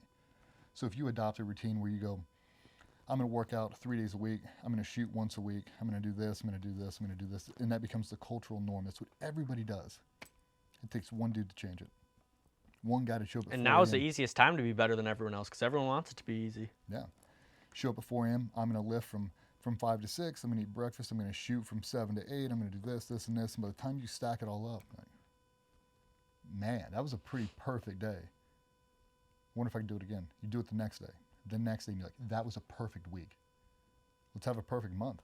3 more weeks to go. Boom, boom, boom. By the time you get to the end of that, you can watch yourself separate from your peer group ever so slightly. It's not like you're going to wake up and be a savant. But you will. The guys who used to be ahead of you, you're nipping at their heels. And now you're tying them. And then you win a couple. And then you go on this where you're beating them at everything. And you're like, oh, man, okay, it's only the routine. If I wanted to be Tiger Woods said the other day, he goes, I make contact with a golf ball 1,000 times a day. 52 weeks out of the year, 365 days, make 1,000 contacts with a golf ball. That's what it takes to be Tiger Woods. For him to maintain his comfortability on that course, 1,000 contacts a day. There are very, very few people on the planet that have the consistency, the dedication, and the determination to make a contact with a golf ball 1,000 times a day, back to back to back for 30 years. That's why he separates. If Tiger Woods would have picked up a baseball bat instead of a golf club, we would still be talking about Tiger Woods. If Tom Brady would have picked up a golf club instead of a football, we'd be talking about Tom Brady. It's the same thing. I talked to FSU, talked to Utah Hockey, all these other pro sports teams and all this stuff. It's the same thing, dude. The people in those stands are the exact same people at a SEAL team, at a SWAT team, working Goldman Sachs, these hedge fund, they're the same high-performing people, just a different genre. That's it. Tell the guys at hockey, like, if you would have picked up a carbine instead of a hockey stick, you'd be a tier 1 assaulter. You just would. Like, there's more people playing on the PGA Tour than there are at the National Mission Force. Like, it's small, dude. It's selective. And it's the same obsession. If I wanted to be a professional golfer, what would I do? I'd take Tiger Woods' routine, and I'd slap it on my refrigerator, and I'd live it. Did you do one more contact than he did? Just to get that edge? No, I'd match it. Because he has so many years of experience. It's like, if I try to outrun the headlights, can I maintain it? Like, I don't know what 1,000 contacts would feel like. You would maintain 1,000, and then once you got consistent with that, then you go 1,001, 1,002. Slowly but surely, like, now I've seen where it's got him. Like, am I ever going to be as good as Tiger Woods? No, I started too late. But if I wanted to be a really, really good golfer, I could be a really good golfer in 4 years. I could. I've never played golf a day in my life. Never been on a course. Never. I probably have 300 drives total in my life, and they've gone about 30 feet. But I would grab a coach. I would buy all the equipment. I would put a net in my garage. I would get putty. I would do the whole thing.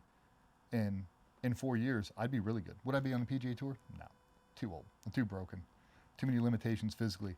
But I could be a badass golfer in 4 years. You could do anything in 4 years if you really obsess. And I think now that I've seen it, it's like when people say you can do anything you want to do, it's the truth. If you're obsessed and you're consistent. Well, a lot of people look at those lives, though. They look at Mamba, Michael Jordan, Tiger Woods, Tom Brady, name a 1%er, and they look at their life and they go, their life sucks. They have to do all this work. It sucks. But when you look at it, those are some of the happiest people. Like when people are purposely just driven in life. For example, you I'm guessing you would go back to the SEALs in a heartbeat. So when people look at that, how come in the SEALs they're living in the worst conditions possible? Some people would say in America. If you look at the SEALs, you guys were living on cots, eating MREs, like fighting bad guys all day. Like that's all you guys did, right? Anyone in America would say that's the worst lifestyle. Yet you guys were some of the happiest people ever, right? So, like, what is your kind of going into a bigger view on it? A lot of people in America, we're like the best country. Everything you could have, America has it, right? Yet we're the most like obese, most oppressed country. Why is this? Like, why do we have all these things, yet we're so sad? Too convenient. We try to make everything convenient. We try to make it convenient for lazy people. Do you think it's that we're not prioritizing the journey and just prioritizing getting it? We just want to get it. We don't want to put in any effort. And then it doesn't make it any fun to get it. They want instant gratification. And that's the issue with FaceTime and cell phones and everything else. It's at your fingertips.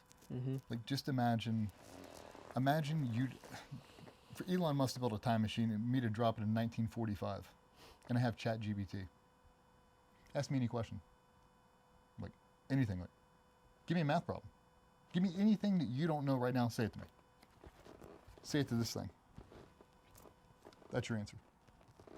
I can solve the world's problems on my cell phone. There's not a math equation I can't solve instantly. Nothing. If it's ever been solved before, I can solve it right now. I can give you the answer to anything. You want to solve the world economic problems? Type in ChatGPT. It'll spell an answer. And if you live it at full value, it'll solve it. You know what I mean? Like, we've come so far, but people want that. Like, I want to be famous. Let me just do some crazy shit on the internet. I'll become this one-hit wonder, this overnight success. Like, you will until day 2. And now you're not consistent. Like, and that's the thing. I see it a lot in my gym that I go to. I mean, you'll see the regulars, the same 5 people that go at 5 a.m. in the morning. You'll see them every single day. You can count on it. I'd put all the money I have on that same person who was there the day before that I've seen the day before that is going to be there tomorrow. Like, I just know they're going to be there. But you'll see everyone, they'll come in 3 weeks. They'll be super motivated. They'll have a couple good workouts. Then they'll be gone. And it's the same thing. So how do people get over that hump of, because I feel like a lot of people who I talk to are also in a cycle of, I'm motivated, go in it, don't like it anymore, dive off. Same thing. Go at it, dive off. They don't have a realistic goal they're chasing. They're chasing like a figment of their imagination. Like, if I go to the gym, I'll look like Chris Bumstead. They need someone like me to go, no, you won't. Look, well, if I took steroids, I could look like Dorian Yates. No, you won't. No, you won't. Never. Arnold Schwarzenegger's got a famous quote like, oh my God, you're so big, I'd never want to be as big as you. Don't worry, you won't. Yeah, exactly. You won't. It's like, oh, I don't want to sacrifice all my time. That's why no one will remember your name. Yep. It's the truth. Like, if you want to be remembered, give them the reason to remember you. A lot of people want this. They're like, man, I went to the gym for 3 weeks. He's like, still don't have a six-pack. Just takes a lot longer than 3 weeks. Just keep going.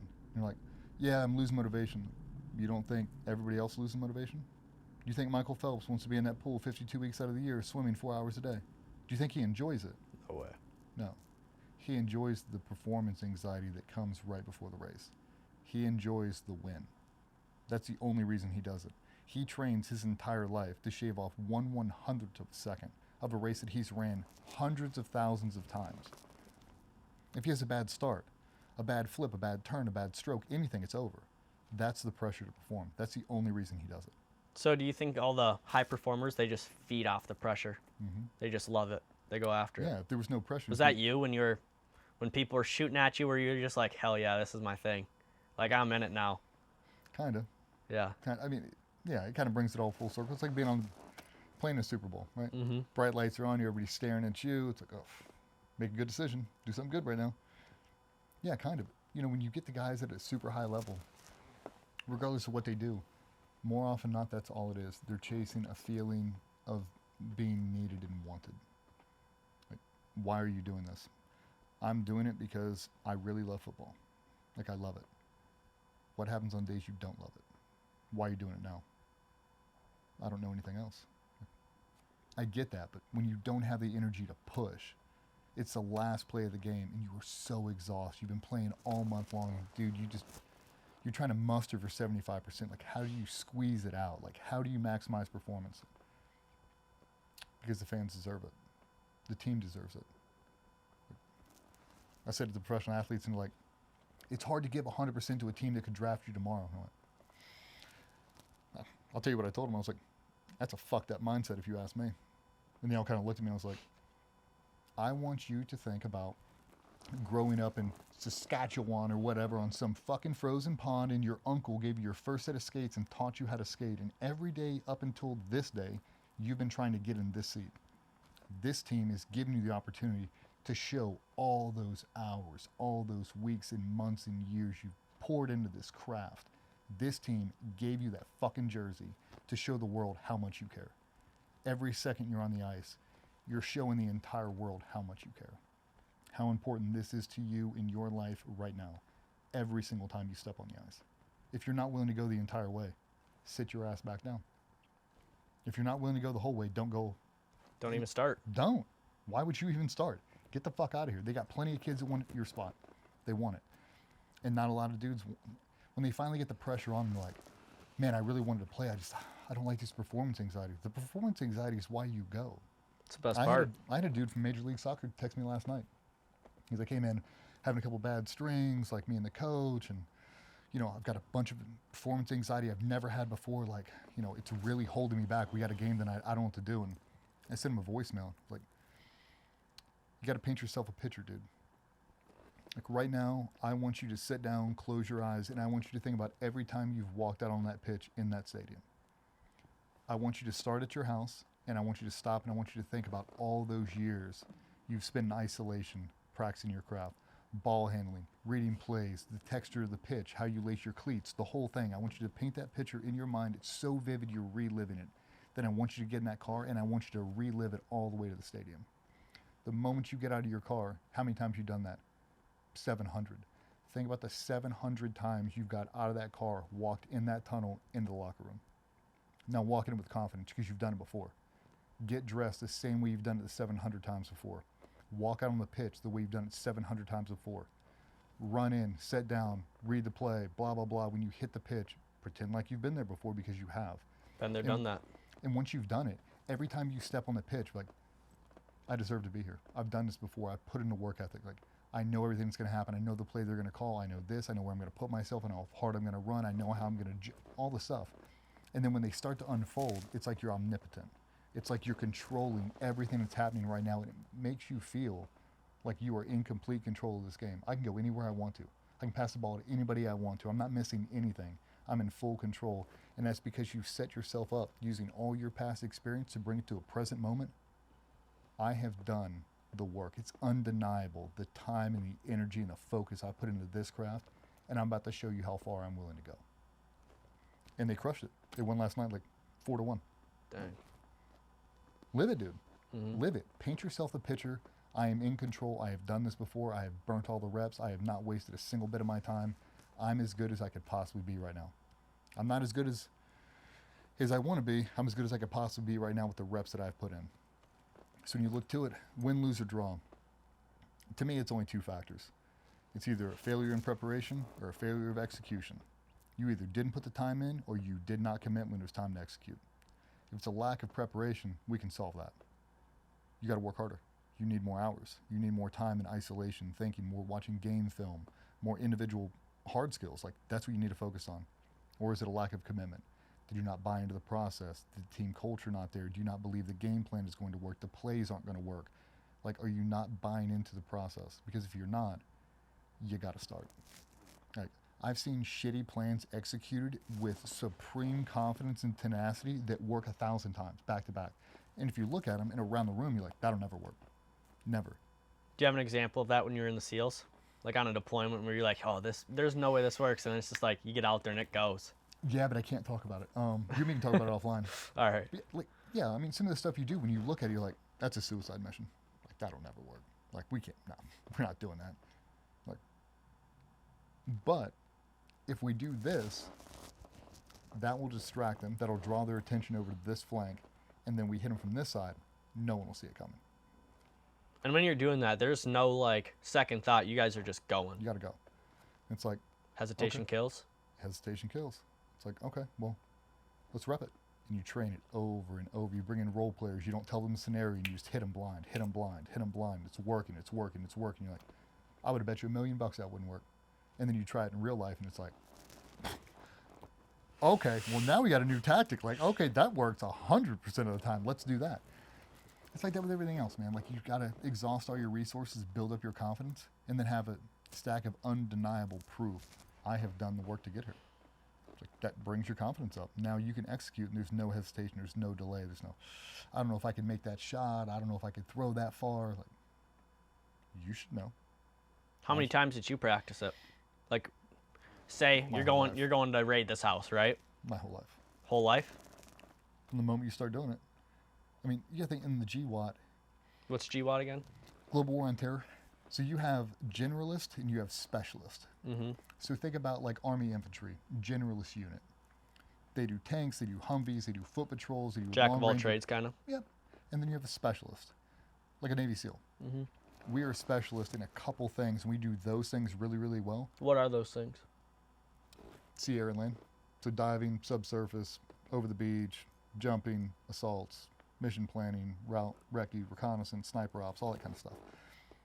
But if you look at it as a whole, I don't need to know a bunch of this other stuff. And if I do, it robs me of my bandwidth to really focus on the things that I know that matter.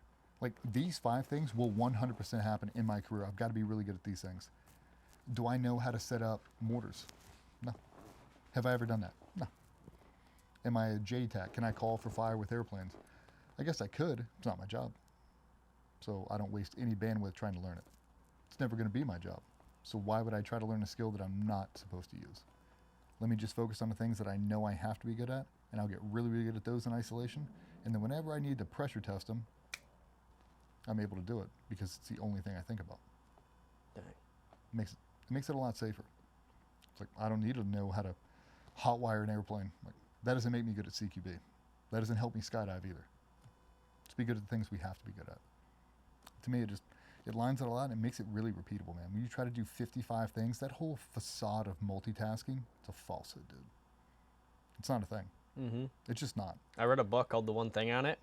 Talked about multitasking. Said it's the biggest waste of your time because it said they did some study on it, and it was like, if you're trying to balance between cutting this onion and then cooking this pancake, it said you're like, it's not even like 50-50. You aren't doing 50 this, 50 this. It's like you're doing like 20% of this and like 10% of this, and the rest of your mind's just like back and forth, back and forth, back and forth, and it's all wasted time. I've been saying it to everybody. We got people that work here that will claim they're great at multitasking. It's like a badge of honor. It's like, multitasking. Like, maybe you should stop doing that and read a book, and I'll just tell you how full of shit you really are. Mm-hmm. It's like, we'll line up the 5 things you're great at. We'll line up the 5 things that I'm great at. We should all be good at those 5 things. You're not even close to those 5 things. How's that? Shouldn't be. Mm-hmm. But you're really good at multitasking. Like, no, you're not. That's why you're not doing CQB and skydiving at the same time.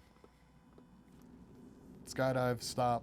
Patrol, stop. CQB, stop. Post-assault, stop. Walk out, stop. Pancakes, nighttime, stop. Rinse and repeat. It's like, we're not doing all the same things at once. Mm-hmm. There'll be like little micro things you sprinkle in, but when you have to obsess, you have to obsess. Just think about the one thing, and it's never led me wrong. Multitasking definitely has, though. Try to take on too many things at once. It's never successful. What was your one thing you did on the mission?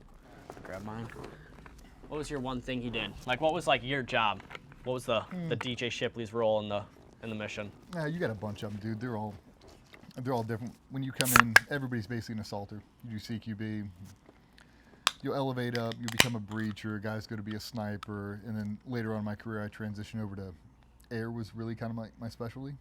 Skydiving. Jumping from airplanes. Yeah, and really just doing that whole thing. A bunch of different weird stuff with jumping, but I mean, really everything that goes into assault, you have to be really, really good at, and there's a whole bunch of stuff that goes into it. The mindset component is a completely different thing. Is there any example you are allowed to talk about of an assault, like an example of an assault you did? I mean, they're all kind of cookie cutter, man. They're all kind of the same. Like, really? Yeah, we'll just say you drop a compound, 2-story out in the middle of nowhere, land on a helicopter, up and over a mountain, sneak to the backside, throw up ladders, climb up So you and just over. come right into these people's houses, just sneak right in? Mm-hmm. They won't even know that you're there, too? See, that's spooky. That's mastery. That's spooky. Like, anybody can assault a compound, broad daylight, and just storm the castle. Very hard to sneak in dozens of people without anybody waking up. That's a superpower. Jeez. And when you do it over and over and over, it's like, it sounds messed up, and I'm going to say this. You might have to redact it. I get why people become serial killers. I get it. Really? I totally get it, dude.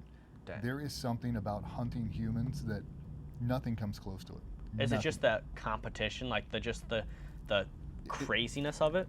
It's the most dangerous game. There's nothing like hunting an armed human. Nothing. Not hunting a fucking rhino, not a lion, not a bear, not shark cage diving. Well, because you're putting your life on the line. You're risking it all. It's the most dangerous thing in the world. The human's the most dangerous animal.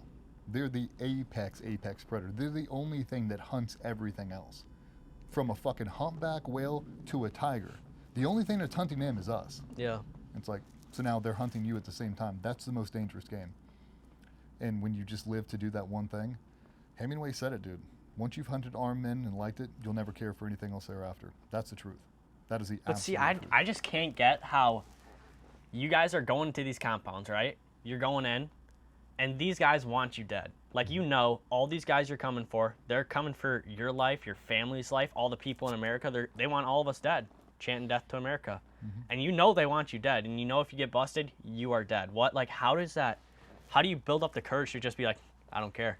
Let's just go. Send it. In the house we go.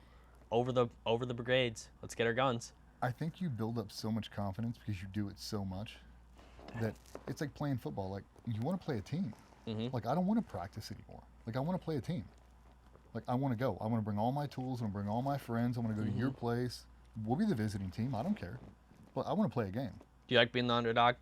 You're never the underdog. In the U.S., you're never? No. Everybody expects you to win. It's like being... Yeah. It's like being the Olympic basketball team. Like, if you lose, it's like, what? You're expected to win, but I'll tell you what, man, humans are crafty, dude. Oh, they are crafty. They're sneaky. They're malicious. What's an example of that you can say? Dude. Like, what's an example? Like, where you were like, oh, that was crafty what they just did there. Or, ooh, like, that was slick. They'll put suicide vests on their kids. Send them out and blow you up. They'll shoot their own kids. They'll use them as human shields. They don't care. They'll have their kids jump out with flashlights. Does that, break your heart, though, when you see that? Dude, the stuff you see people do over there, it ruins the rest of mankind for you. Really? Because you can't fathom it. Because we live in a normal society. Mm-hmm. I got 2 little daughters. I'm laying at home reading bedtime stories, doing bath time, like pretending like I'm a dinosaur on the ground. I'm having tea parties. Like, I'm a normal dude, man. I'm the most normal dude you'll ever meet. And when you see the stuff those people will do, it redefines evil. Like, culturally, evil. The stuff they do to kids, dude. I don't know how in depth you want to get. I don't know who's going to watch this podcast, but I mean, they do stuff to kids over there that you wouldn't believe. They pass them around as sex objects, infants, days old, hours old. Like it's unbelievable the barbaric shit they do. And then you want to show them love and compassion. Explain it to me. How? How do you want me to treat him with compassion when him and these 12 guys been raping this 7-day-old baby? How do you want me to do that? Just pretend like it didn't happen. Just pretend like it's okay. Okay, yeah. Geneva Convention says we got to treat him with respect and dignity. Oh, do we? Oh, cool. You realize he just sawed the head off 14 little kids, right? That's who that is. That's okay? Oh, cool. Okay. Yeah, cry me a river, man. You know what I mean? Like, people are evil. And once you see how sinister people are, I always talk about dials and switches, right? Mm-hmm. You get so used to taking that dial and spinning it as a 10 because you have to. I can't just have a switch anymore. I have to have a dial. But you see some people, you just roll in on a 10. Like, you already know. Like, is there any mercy? Like, in that? Like, I've never seen a single thing that's questionable. I've never seen an execution. I've never seen anything that would even make you go, that was a little dicey. Never. It's always been clean engagements, always. The only time it gets dicey is when you are constrained. What does that mean? Like, you'll get one from higher, like, hey, we want you to bring him back alive. Like, well, that's a very hard thing to do. Like, people don't realize how hard that is. If I don't want to be taken alive, you are not taking me alive. No matter what. I don't care who you are, what team you send to get me. I'll fight to the bitter end, then I'll just shoot myself. It's very hard to get him alive. You have to go through extraordinary lengths of planning and logistics to be able to put yourself in position to get him where he's not armed. And we go to extraordinary lengths, and now I can't get into a lot of it, but you go to extraordinary lengths to try to get the mission accomplished the way they want it done. And at a certain point, you just can't. But you accept so much risk to put yourself in a position to get him alive, you become super vulnerable. And that's bit us in the ass a couple times. Like, the best thing we could have done was just shoot him right away. He came out with an AK. Like, have you ever seen Lone Star, the movie? It was based off of the Red Wing. Oh, Lone Survivor? Lone Survivor, that's what. You seen that movie? Mm-hmm. Is that what you're talking about? Because they could have, the kids who were up on that mountain, they could have taken them out and they would have saved the 4 lives of them. But they ended up all getting killed except for one. Yeah. So is that what you're talking about, the vulnerability, though? Yeah, like my wife's first husband was on the ground, Danny Dietz. So he was killed in Red Wings. So yeah, I was at Team Tim when that whole happened. Like, we went out there with the movie and helped out some of the actors and all that kind of stuff. So yeah.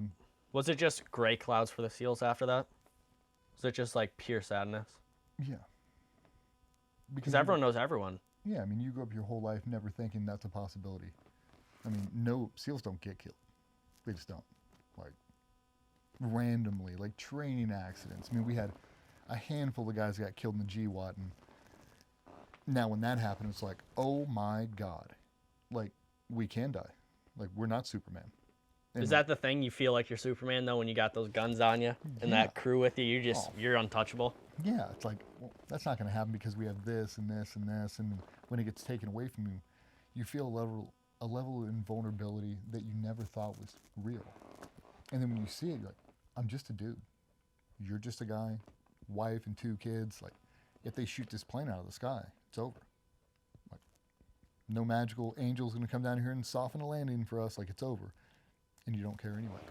And that was one of the cool things that, because it's absolutely true, the Commodore, his name was Pete, he gave a speech, and he said it, and it was true.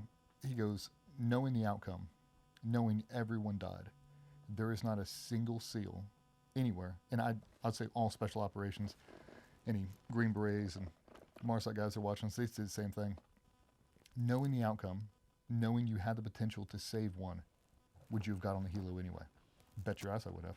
I would have raced to that bird, knowing that it was going to go in. I would have gone anyway. Maybe we'll crash land, we'll survive, and we can still fight our way through it. I would have gone in a heartbeat. You'd have died for him? For 100%. There's not a dude that would not have got on that fucking helicopter. Nobody. It's like, we're going right now. Dude, one of my best friends was on the helo and got pulled off so they could put on more guys to go. The survivor's guilt they have. I was just going to ask. That must be just heartbreaking. It's the hardest thing they've ever had to go through. He's like, I was on the bird. I should be dead, and I'm not. and somebody else is dead because they took my slot. That was my slot. It's like Lieutenant Dan in Forrest Gump. Like, I was supposed to be there. I was supposed to die with these dudes, and I didn't. You robbed that from me, and now I have to sit here for the rest of my life carrying that fucking shame and that guilt. It's terrible. But it's like everybody would have gone in a heartbeat, dude. Would they have gone because they wanted to go on the mission, or just like they just love each other so much that they're just like, both. I want you to be alive, not me? Both. You get an unconditional love that it's hard to describe. It's like loyalty. It's hard to describe, but it's easy to recognize. It's like you have that unconditional bond, like, I'll go the whole way. And I know you will too. I've seen you do it before. Like, we got to go right now. Let's go. Dang. Like, it's humbling, man, but. So what goes through your mind when you have brothers who are dying in these helicopters? You got people who are putting their life on the line to help Americans, save Americans, keep them in the Tea Party, hanging out with their kids, going to Chick-fil-A, having this great life, and then you know the dark side, all the stuff you have to put in, and they're burning flags, lighting flags on fire. Like, what goes through your head? Like, does that just hurt your heart, knowing your brothers died for that flag and they just burn it? It makes me wish we had a mandatory draft. I'd have no issue if you served in the military and you wanted to burn the flag then. I'd have no issue. At least you paid for it. Mm-hmm. Same thing with kneeling on the national anthem. Dude. Do you think they just don't know, or do you think they just don't care? I think they've never been slapped by reality. I think they've never had to sacrifice a fucking thing in their life for someone other than themselves. And I think that's why they do it. Do you think that's why America's kind of headed in that situation? Is because everyone's just me, me, me? I think we'll rewrite the ship in the next 3 years. But I think not enough people have been punched in the face. I do. Do you think also anyone who kneels on a flag should be punched in the face immediately? I don't care who you are. I don't care. There's a guy, pretty controversial. His name's Charleston White. Don't know if you've ever heard of him. He was talking about how he thinks our political system is kind of messy because no one has been. All your political leaders, none of them have been punched in the face. On both sides, Republican, Democrat, they all just ride on the coattail and just do whatever they want in life, and then they get the power, and they don't really know what it's like to be punched in the face, to have your brother get shot. Mm-hmm. So how do we fix it? Shorter terms, mandatory service. For me, I said this a long time ago, and I know it'll piss a lot of people off. I believe the voting system in the country is flawed. I believe that an 18-year-old should not have the same voting rights that I have. I think service members, first responders, people in civil service, and business owners, their vote should count double. Because what we actually do in this country affects us way more than it affects you. An 18-year-old kid going to Berkeley right now should not have the opinion to swing votes. You shouldn't. The business owners and the military people and the first responders should have a double vote. We should. Because whatever you're doing makes a huge difference for us. So a solution to this, whatever they're doing, is either mandatory service. Everyone has to go through it, so we all get educated on what your decisions are causing, or you just don't get the vote. Or give us fair double system. Votes. Like, I don't know why we don't have mandatory service. I don't know why. Greece, Taiwan, China, Russia, they all got it. Why would you not? Like, why would you not? Especially at this day and age. Like, with all the threats we have, the fact we have a retention problem should never be an issue. Like, you get a bunch of kids, they graduate high school, I don't know what I want to do. I'm just going to live in my parents' basement and make TikTok videos the next 3.5 years. Join the Marine Corps, dude. Like, you know what I mean? That'll never be... You'll never find a dude like, oh man, I wasted 4 years of my life in Marine Corps. No one ever says that. I mean, my family we have a bunch of veterans in there, and they say that's the best times of their life too. It is. It makes you better. It makes you an elitist. It makes you better than everyone else, because the U.S. military is a top tier 1%. It is. They are full of true believers with real capabilities and real people behind them. It's like, that gives you a purpose. So you get paid to be in the 1%. Yeah, like, you don't know what to do? Join the military. Join the military.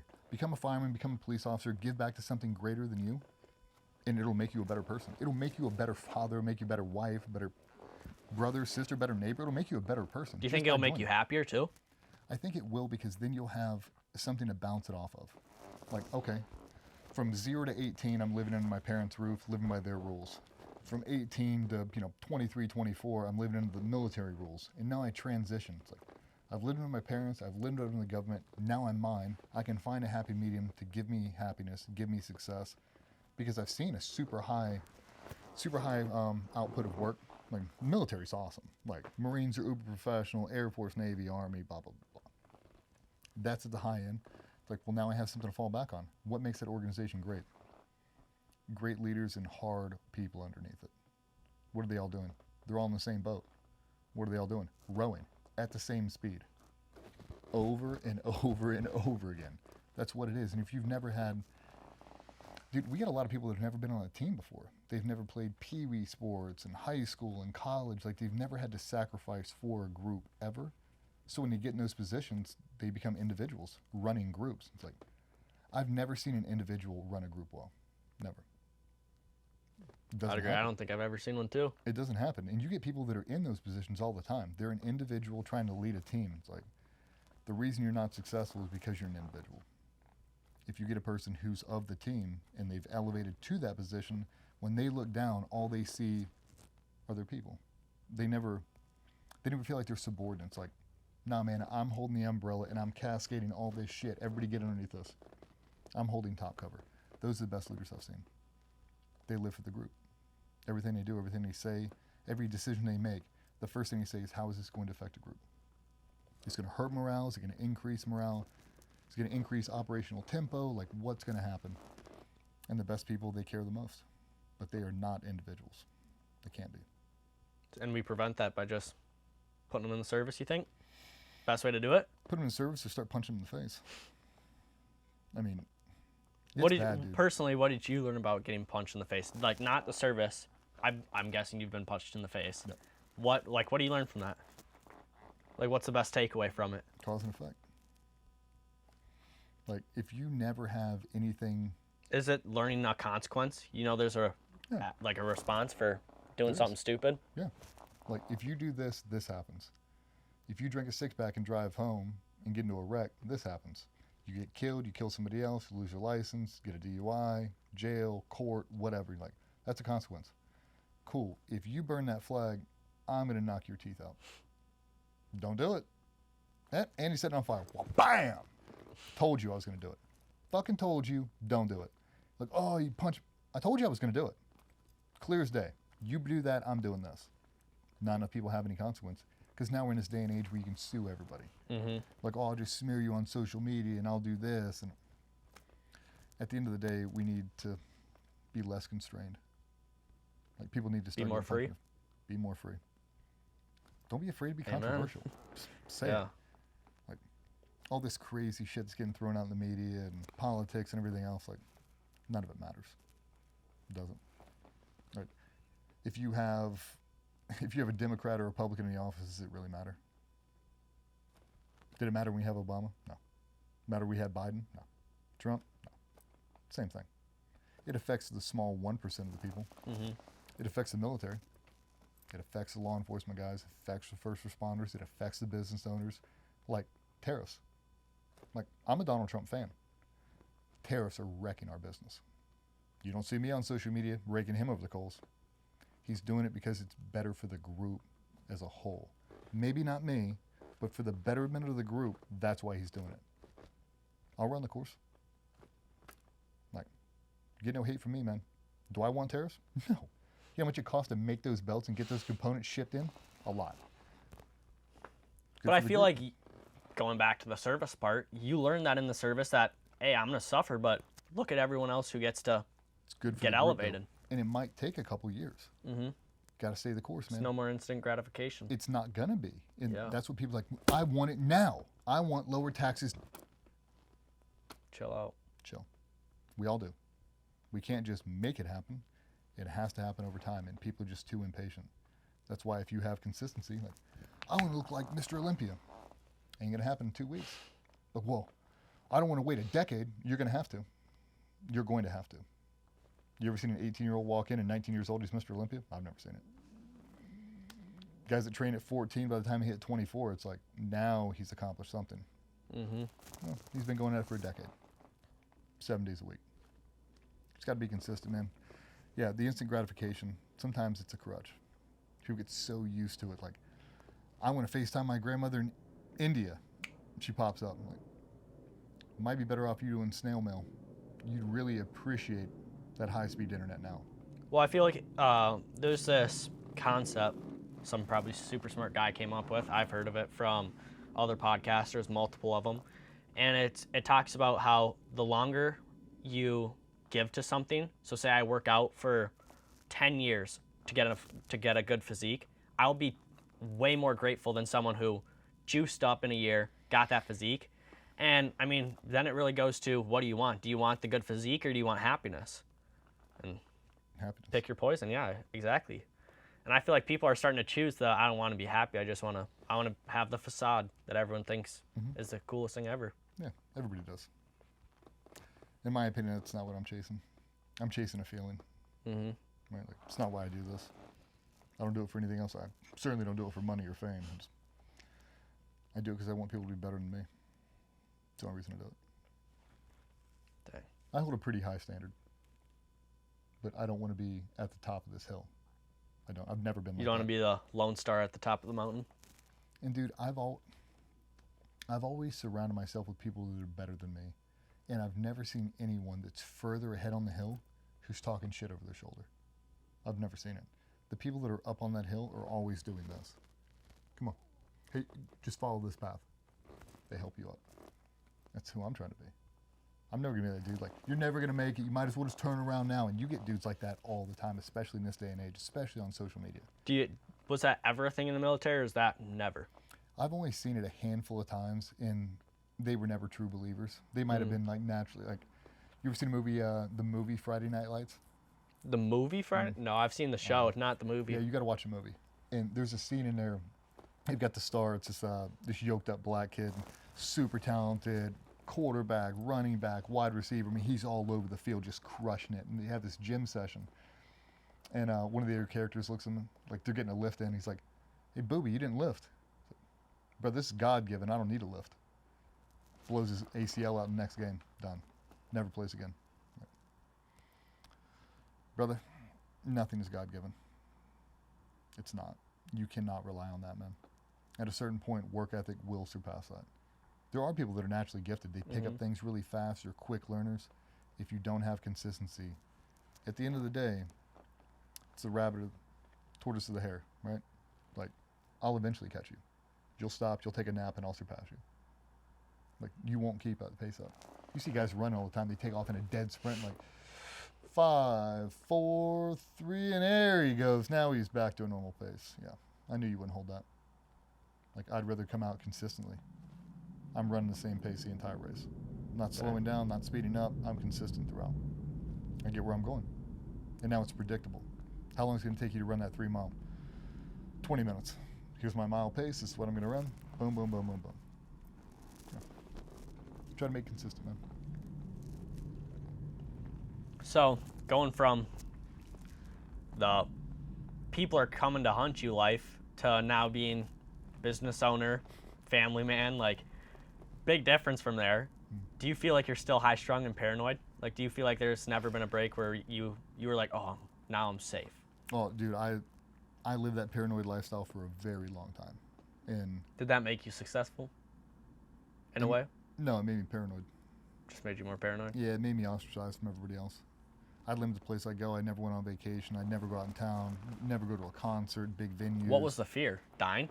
No, you're just surrounded by too many people and you can't control the situation. You get so used to, I can control all of this. Me and my friends can control everything.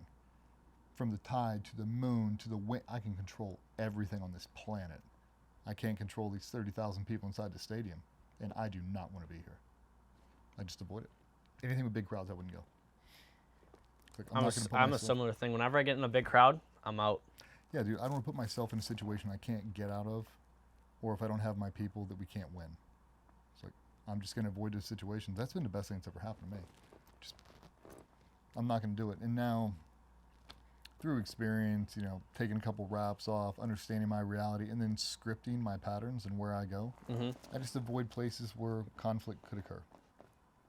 I don't go to Eagles games wearing Giants jerseys. You know what I mean? I don't do that. You don't go looking for it? No. There's no need to. When I was younger, I used to. Like, there's no need to. Tell me a story. There has to be some stories of, because you're Navy SEAL. People puff their chest out. Dude. Give me a bar scene. Oh, dude, we have smashed people in this town.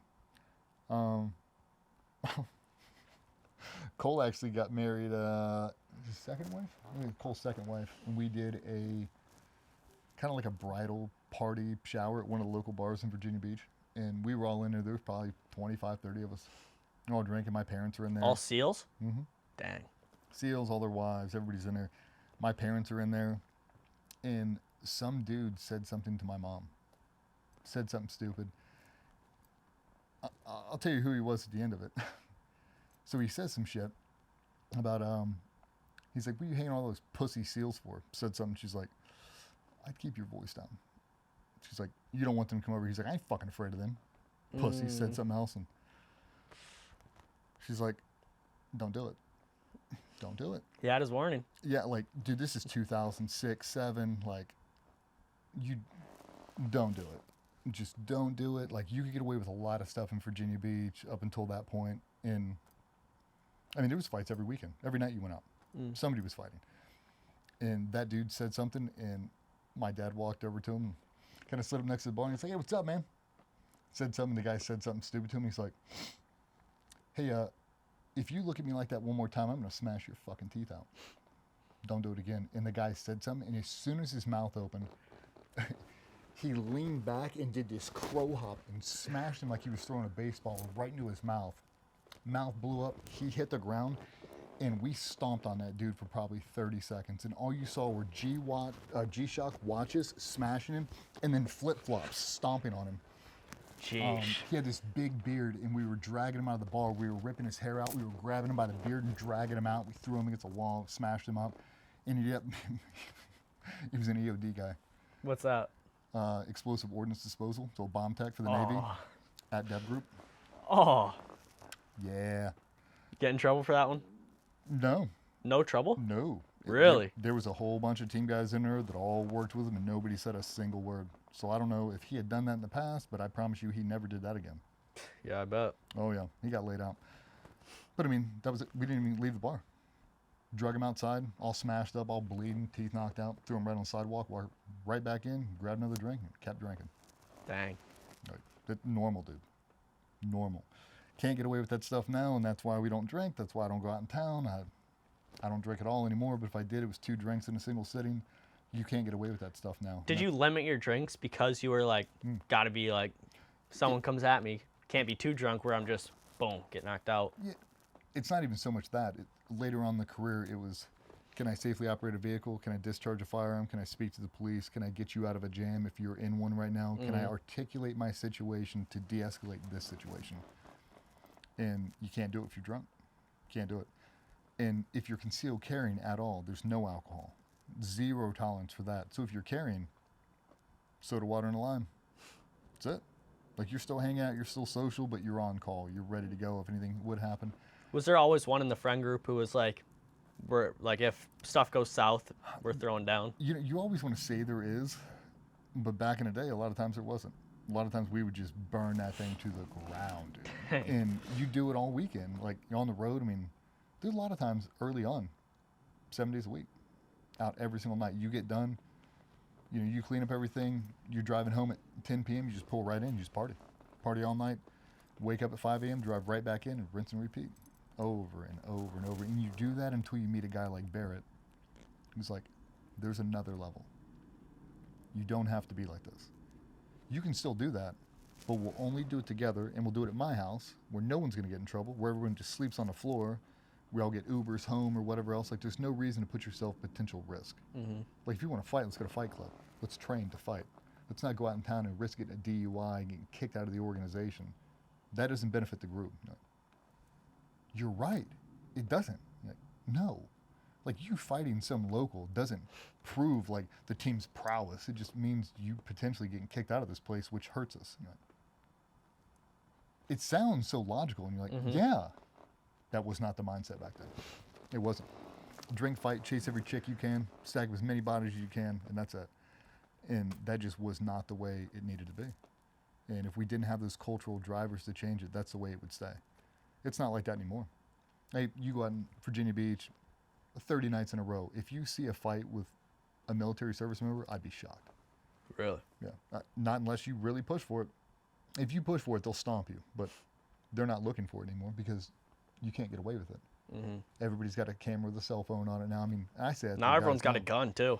Got to be careful for that one. Well, I mean, do I say it to all the guys now? Like, the only reason I'm not in jail is because I didn't have a camera with a cell phone. That's it. Like, if we would have had that and people could actually videotape the stuff we were doing, we'd all be jammed up. Yeah, dude.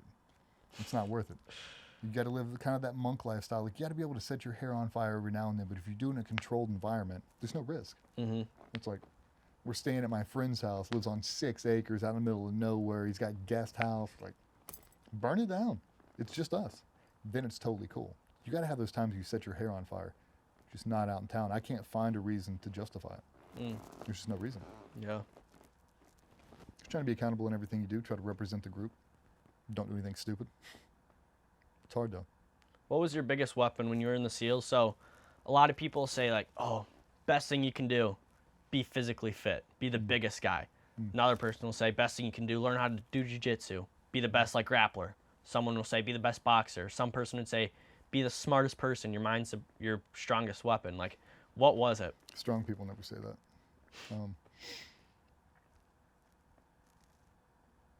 Just be well-rounded. Just don't have a real deficiency.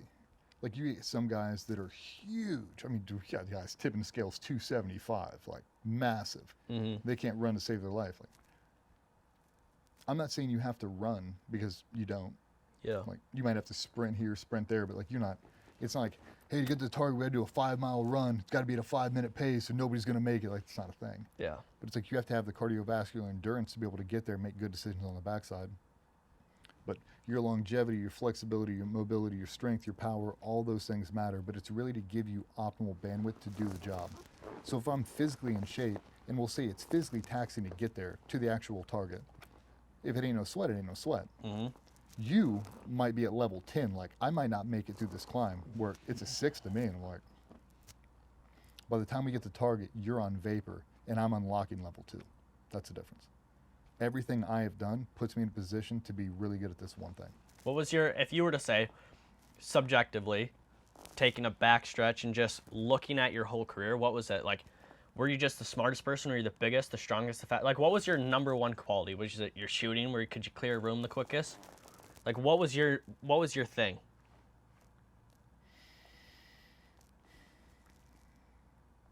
Being well-rounded at everything. Shooting, CQB, jumping, like the So hard just skills. being a jack of all trades. But it's not, because it's really limited on what you have to do. I mean, there's a whole bunch of subcategories you have to be able to do. But if you're physically well-rounded, you can fight, shoot, move, communicate, and you can jump. Nobody ever has to question your ability to perform the task on demand. That makes you good. Right? Like, it should never be a thing like, you know, Jimmy's pretty good, but Jimmy needs a couple warm-up reps before we do the real one. Mm-hmm. You don't have a warm-up. There's no mulligan in real life. You got to be able to perform right now. And if you set your whole life up for that and you do everything for the group, it kind of solves itself. It's like, is he a good dude? Yeah. That's all you have to say. Not, oh, is he good at this? Is he good at that? Is he a good dude? Like, he's a great dude. Like, that tells me all I need to know. That dude's a true believer. Okay. But no, I mean, like... Can you kind of tell how they walk, though? You're like, that guy's a true believer and that guy's a phony? You can tell when they put on their kit, how it looks, how they present their weapons, like how they carry themselves, how they interact with the group. When they walk into the room, you can tell. Have you ever had a person where you're going into a deployment, you go in there and you're just like, dude, you were shooting, you were the best at this, that, and the other thing, and now you get in here and you just poop on the bucket? Like, is that a thing that happens in the SEALs, or is it everyone's just got an edge? You got dudes that are stronger at some areas, some guys that are weaker at some areas, but really,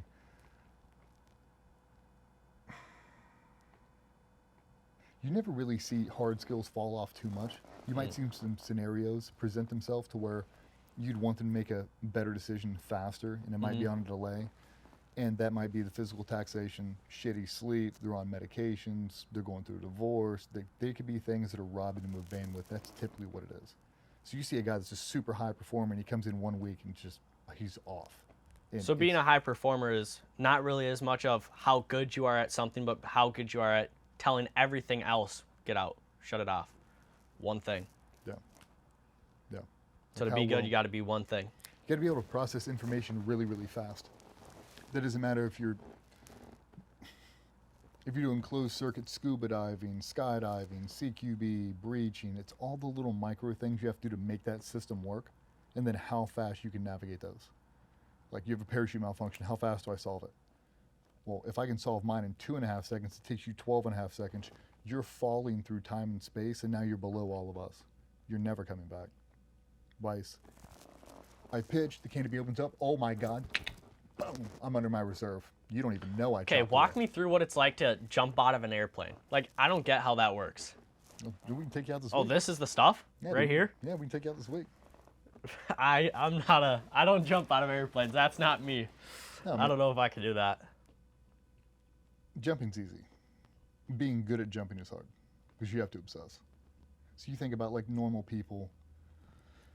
Think about normal people in the military, a couple hundred skydives over the course of their career, and then you have guys that have thousands. Yeah. The guys that have 400 jumps are never going to compete with the guys that's 4,000. You just the experience level, like you're never going to be there. But the only way to get it is to obsess. Like when you go on work trips, we'll say you do 6 to 8 jumps a day. That's a lot of jumping. You do 6 to 8 jumps a day. How long's the average jump? It depends. If it's high altitude, you could be under canopy for What's the highest jump you've had? 40,000 feet. 40,000. 3999. No, Dang. it's long. So how long does that take you to get from? It depends on if you're doing a halo, like you're free falling to a certain altitude and then deploying, or you're pulling away and then riding a canopy. Canopy flights are really long. You can fly a long way. And jumping's easy, man. As long as you're committed. As long as you commit, it's not a hard thing. Civilians do it. Jumping's easy. It's jumping with all the other stuff on.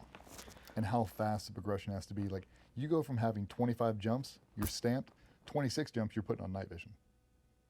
And then you're putting on rucksacks and all this other stuff. So how much weight are you carrying on your average jump into the Afghan mountains? It all depends on what you're doing. Sometimes it might just be a backpack, your gun, all your stuff, 60 to 80 pounds of stuff. Or we have giant barrels that are bigger than that drum that you can fill up with almost 500 pounds. Jeez. And you jump that on an 8-foot tether. So how fast are you coming in on that? All depends on the winds. If you're coming into the wind, That's downwind, spooky. crosswind, oh yeah. But it's like you do it so much and you get in these little pockets of micro obsession. So you got to jump and the only thing you're doing is jumping. You got there for 4 weeks. You live in Arizona, California, whatever, and you jump all day. So we'll say your work jumps are, you're doing 6 to 8 a day. Mm-hmm. And they're nice and easy, just building up, getting everybody to build the stack, navigating, landing, nice and easy, repack, go again, go again. Then you have the guys, once the 8th jump is done, they stay back, they throw on rigs like that, and they do another 5 jumps. And then on the weekends, everybody's just partying, they're hanging out, relaxing, they go to Scottsdale, Arizona, get a nice hotel, whatever. The other guys will go out and they'll do 10 to 15 civilian jumps, Friday, Saturday, and Sunday. So by the time you come back from that month-long trip, you've done 100 skydives. I've done 240. That adds up. Uh-huh. And then we come home on the weekends, you're hanging home with the old lady, cutting grass. I'm at the DZ, 6 in the morning, jumping until 6 p.m. all day Saturday, all day Sunday.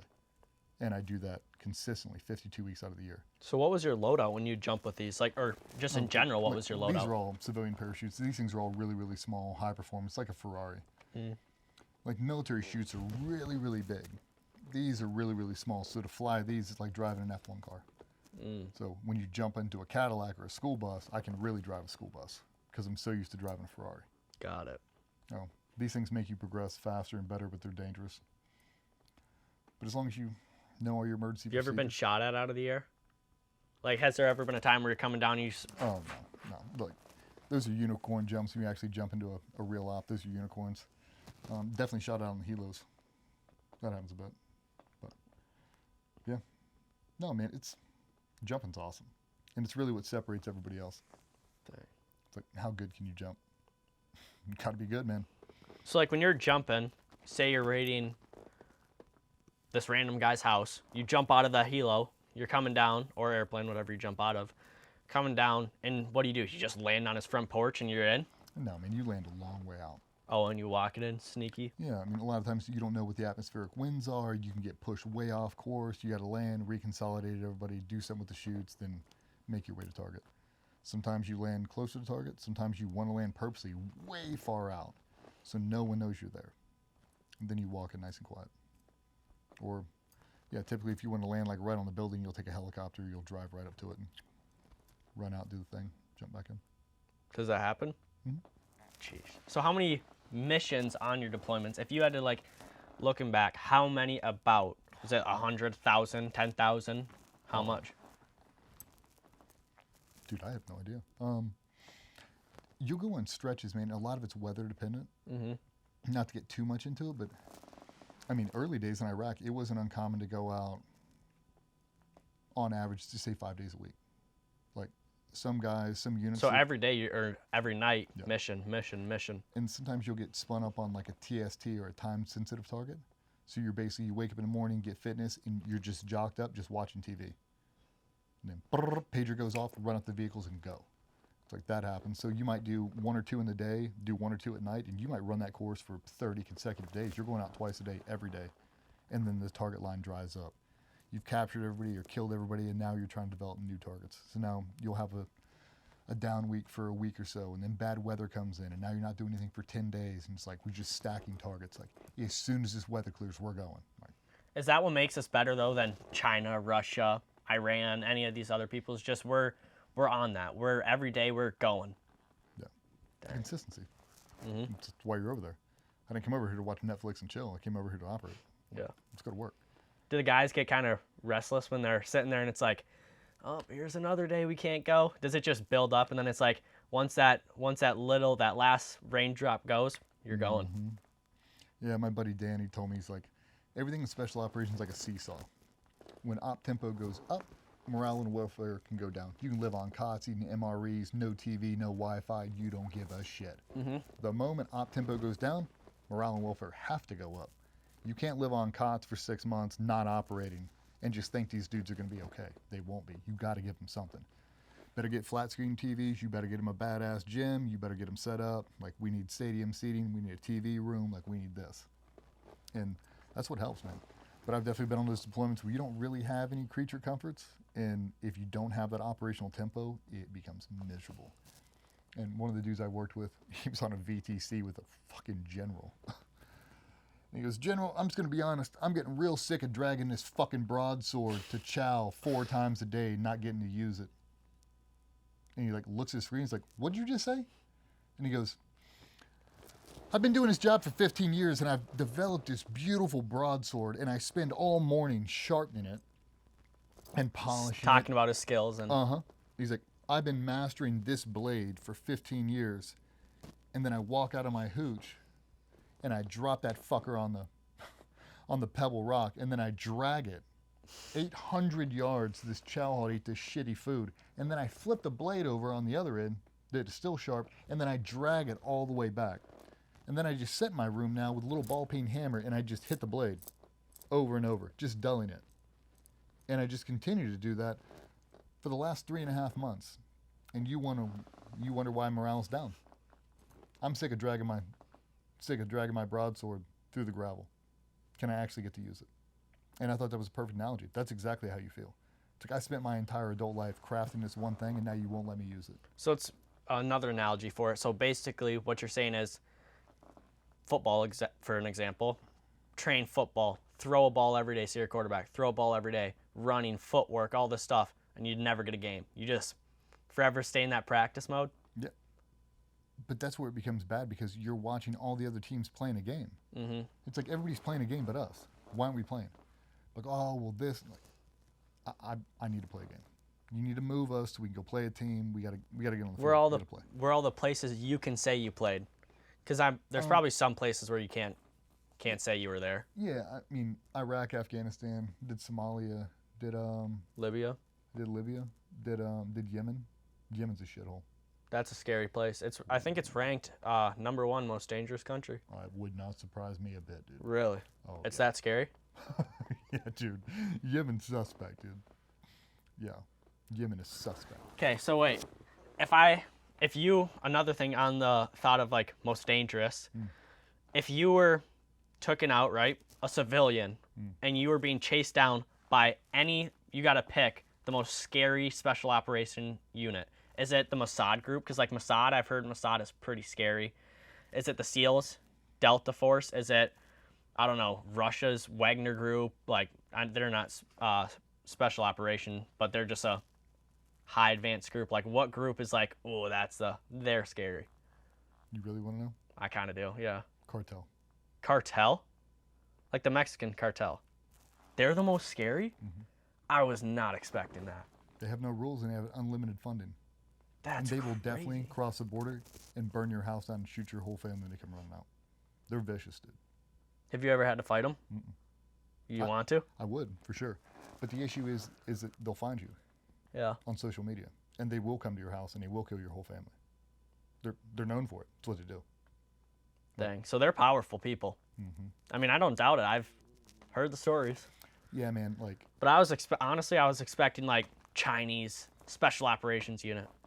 So cartel could go after China, you think, and they would boom. Or are they not even getting in China? No.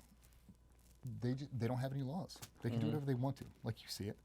Cutting dudes off, hanging them off by bridges, setting them on fire, doing it. Nobody's going to arrest them. Nobody's going to stop them. And when you have billions of dollars, you realize that you kind of control the world. Like, if Elon Musk really wanted to go haywire, he could. You don't think he could buy a private army and turn them on whoever he wanted to? Of course he could. He could. You just better be lucky he's not a dictator, because he definitely could. When you have unlimited resources, you can do whatever you want to. You've seen in every superpower that's high net worth. Like you see with Putin. He has all kinds of money. He can do whatever he wants to. He's just not doing it. I don't know why. So he would take out Ukraine if he wants to right now, but he's just not. And not talking nuclear, like not talking that. In my from not knowing shit. Yep. I'm retired. I don't know a single thing. From my little peon brain, with the amount of military he has to his disposal and how he has an iron fist controlling that country, if he wanted to weaponize the whole country, like Germany did back in the 40s, and push them in one direction, he most certainly could. I heard some guy said that, and this is just, I don't know either why he isn't, but he obviously has a lot of military strength. But they're saying the reason why he's doing it, I don't know if this is true or not, is because it's boosting the economy. It's wartime economy. So he's getting money from people fighting the war. I don't know how true that is. I'm not going to say that we do that same thing, but you think we do all the time? War makes a lot of money, dude. Iraq, did that make us a lot of money? It also put us into a lot of debt, though, after. It did, and I'm not popular for saying this, but I'll say it anyway. The technological advancements that came from fighting that war has benefited mankind. Dang. What in specific? Everything. Medical. Like the injuries that people are able to survive now, they would not be able to survive in 1985. They would not be able to survive in 1993 in Black Hawk Down. They would not be able to survive in 2000. So it advanced us light years. Light years. And I'll tell you something else that nobody wants to say, is Germany did the exact same thing in the 40s. All that warfare, all those experiments, that's how we got on the moon.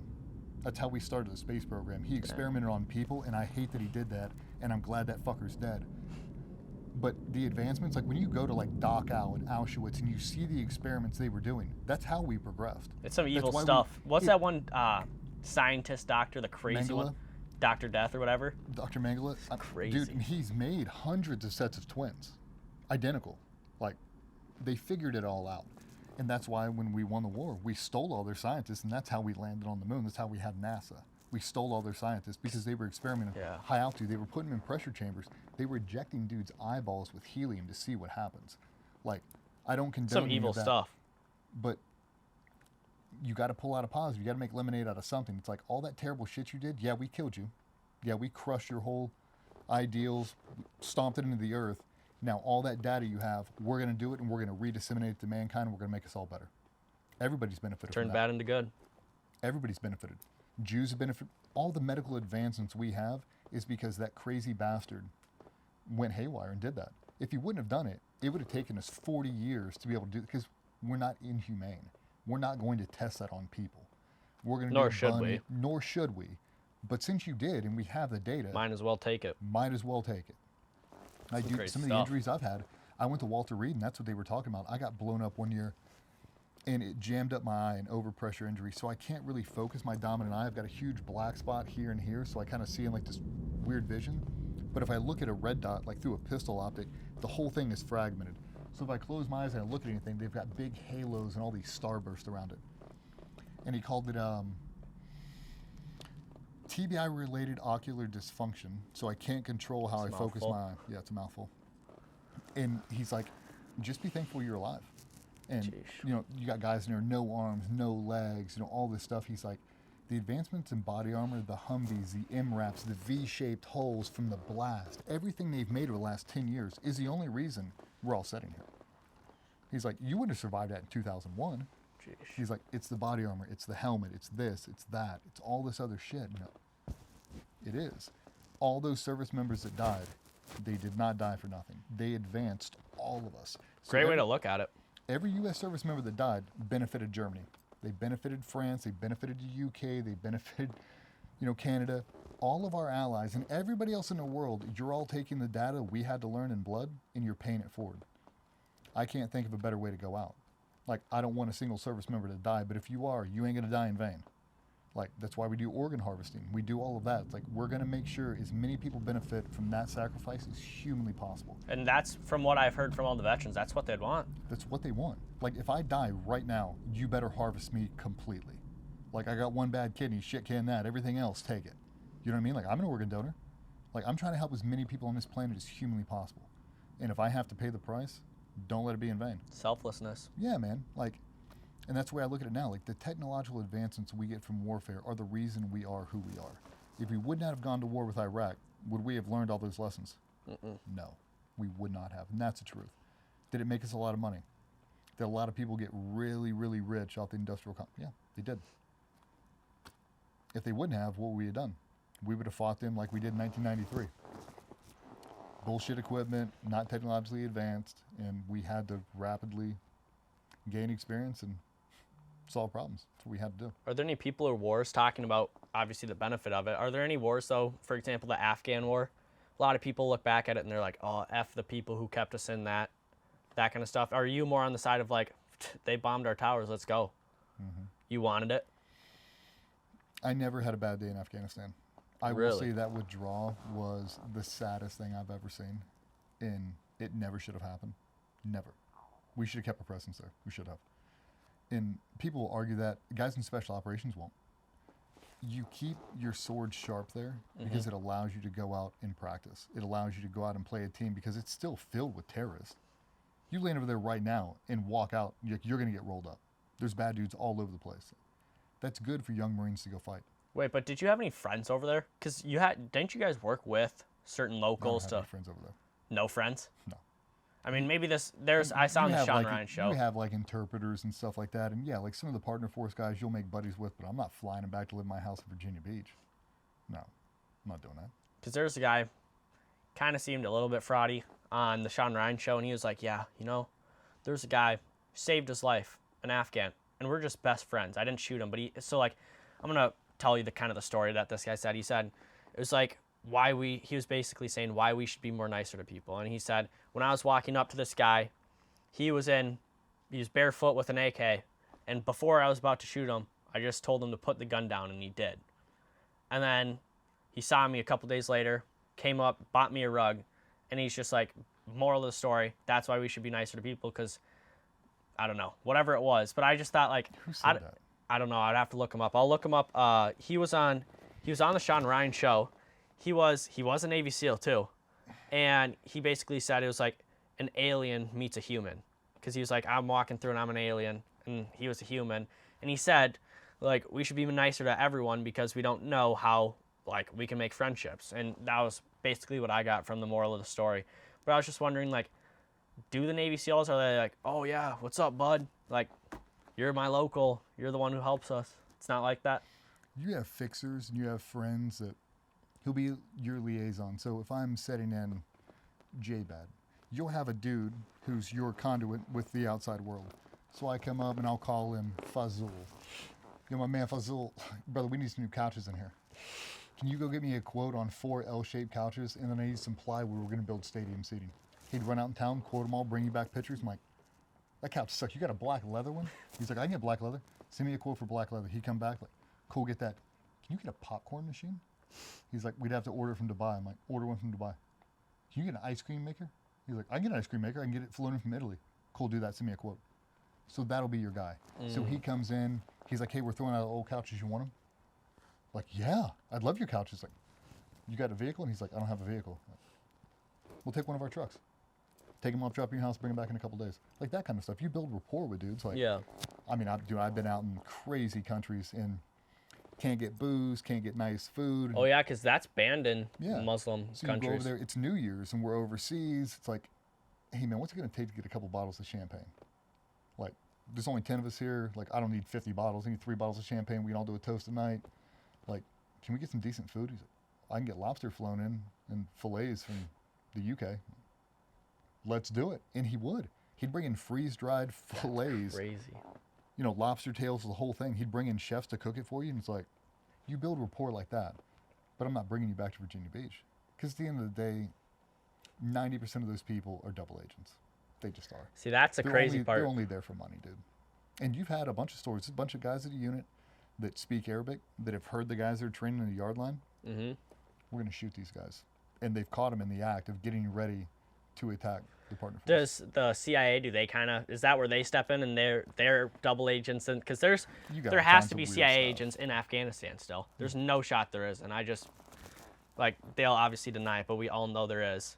So how closely did you work with them though?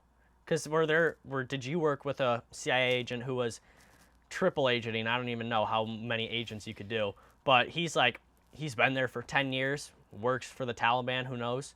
Did you ever work with someone like that? And no, it isn't really like that. That's a lot of Hollywood bullshit. A lot of those guys are just liaisons, and because they have separate lines of support and intelligence, you'll get linked up with them. So it's like, hey, we're trying to build a target package on this dude, and you're like, oh, we'll send you everything we got on. And they'll farm it all over, and there's just everything you'd ever want on this one dude. And you're like, oh, that was helpful. Cool. Like, you want to go to the flat range? Like, you try to help them out, but 99% of the guys are awesome. Like, super cool, chill, not what you would expect. They're not Jason Bourne. see, maybe it's just Hollywood hyping it up, but like, when you think of CIA agent, you think of like someone in Russia who's like speaks Russian and he's gonna go like kill Putin or something crazy like that. And you do have those guys, but they're usually like an attaché. They work in the embassy. Yeah, they speak Russian. Yeah, they're doing intel or whatever, but it's not Jason Bourne. That kind of bums me out, I'm not gonna lie. I was kind of hoping for like a crazy story. You and me both, brother. Like, I always joke with the guys, like, we'd always talk shit, and like, they'd say something, we were doing a jump trip, and one of the boys was talking shit. He's like, yeah, when's your book coming out? And I was like, shut your mouth, Treadstone. Everybody started laughing. But it's the truth. Like, you're gonna give shit back and forth. Like, the guys are all the same, man. They're all super cool, but yeah, I mean, they're usually on the bases that you're at, and you just help each other out, just like another team. Like, you treat those guys just like how you would like an SF team. You go over there like, hey, what do you guys got? What do you guys need? Like, hey, we're ordering gym equipment. Do you guys need any? Like, that kind of stuff. Like, oh, we don't have any money. I'm like, I know. Like, we're ordering a bunch of it. We got a shit ton of money. It doesn't matter to us. I'll buy a couple extra Rogue racks and some bumper plates. And I'll send them over. You're like, really? That's how you build rapport with team guys.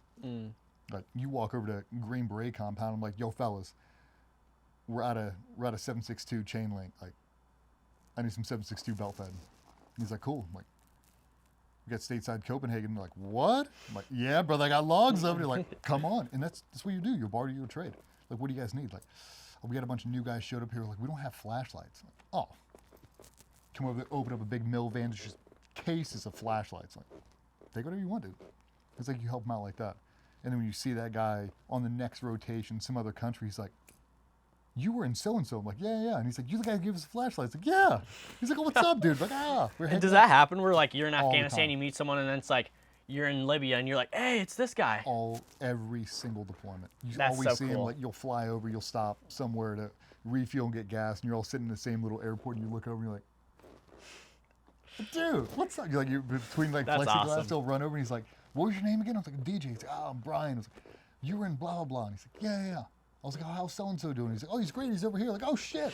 You run over there, and it's like a little family reunion. That's awesome. But it's like one of those things, like, you're hanging out with your wife's friends, and you've met her husband like 12 times. You still don't know his name.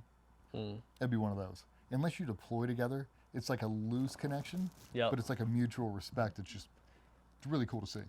That's awesome. It's like we're all on the same team, man. Like, I'm not better than you, you ain't better than me. Like, whatever you need, if I have it, I'll give it to you. Like, at the end of the day, I want you to be super successful. And I think that's what I appreciated the most about the maturity level at the highest level, is that's how it always felt. It's like, you get a lot of dudes that talk shit. Like, oh, if you're not in special operations, you suck. Like, bro, I have never been like that. And the people that I associate with, they ain't like that either. Yeah. Like, we see young 19-year-old Marines, I'm like, my man. Okay, dude. Like, you want to kill a bunch of people? Join the Marine Corps. Really? Yeah, dude. Like, I just really want to fight. Join the Marine Corps. Push through Fallujah. You want to see who won the GWAT? Check out the Marines that took Fallujah. The hardest dudes we have. Is that in Iraq? Yeah. Like, that's the one my brother was in. Yeah? Yeah, he was a Marine in that. That's it, dude. Like, just action. House to house, day to day, day in and day out, broad daylight, nighttime, everything in between. Everybody's trying to kill you, and it's just you and a bunch of 19-year-olds just stormtrooping through that place. Yeah, he was super young when he did that one. Yeah. It, like, people forget, like, wars are won by teenagers, man. See, and that's the craziest thing. Like, obviously there's people going in the SEALs like you at 17. That's me and I was on my third deployment. I was on my third deployment before I could drink a beer legally. See, that's insane. Uh-huh. That's so insane. I know, dude. Like 17's insane, though. Because, like, that's before people are finishing high school. Like, we still got a full year of high school, and then we're out into the world. Oh, trust me, it was insane and you're to me, too. Practicing to go fight in Iraq. I didn't have a cell phone, dude. Like, I didn't have a car. That blows my mind. Dude. It blew my mind, too. Trust me. Insane. If I really knew what I was getting into, I probably would have talked myself out of it. I didn't know any better. Yeah. Yeah, man. That's so cool, though. Yeah, the camaraderie in the military, it's naturally really, really cool. Because everybody wants you to be successful. So it's just a big brotherhood? It really is, man. Especially for the guys, like, once they get out, I think they appreciate it more. Like, I didn't really appreciate the other services until I got out. When you're over there, you appreciate them. But there's never a thing where it's like, oh, did you hear about, these 5 Marines that got killed in Helmand Province? You're like, oh, fuck yeah. Another, oh, God, how many? Like 5 of them. Like, is there anything we can do? That's the very first thing they say. Anything we can do? Like, send them a care package. Like, what do we need to do? I've seen that so many times, and it'll come from people that you would never expect. Like total tough guys?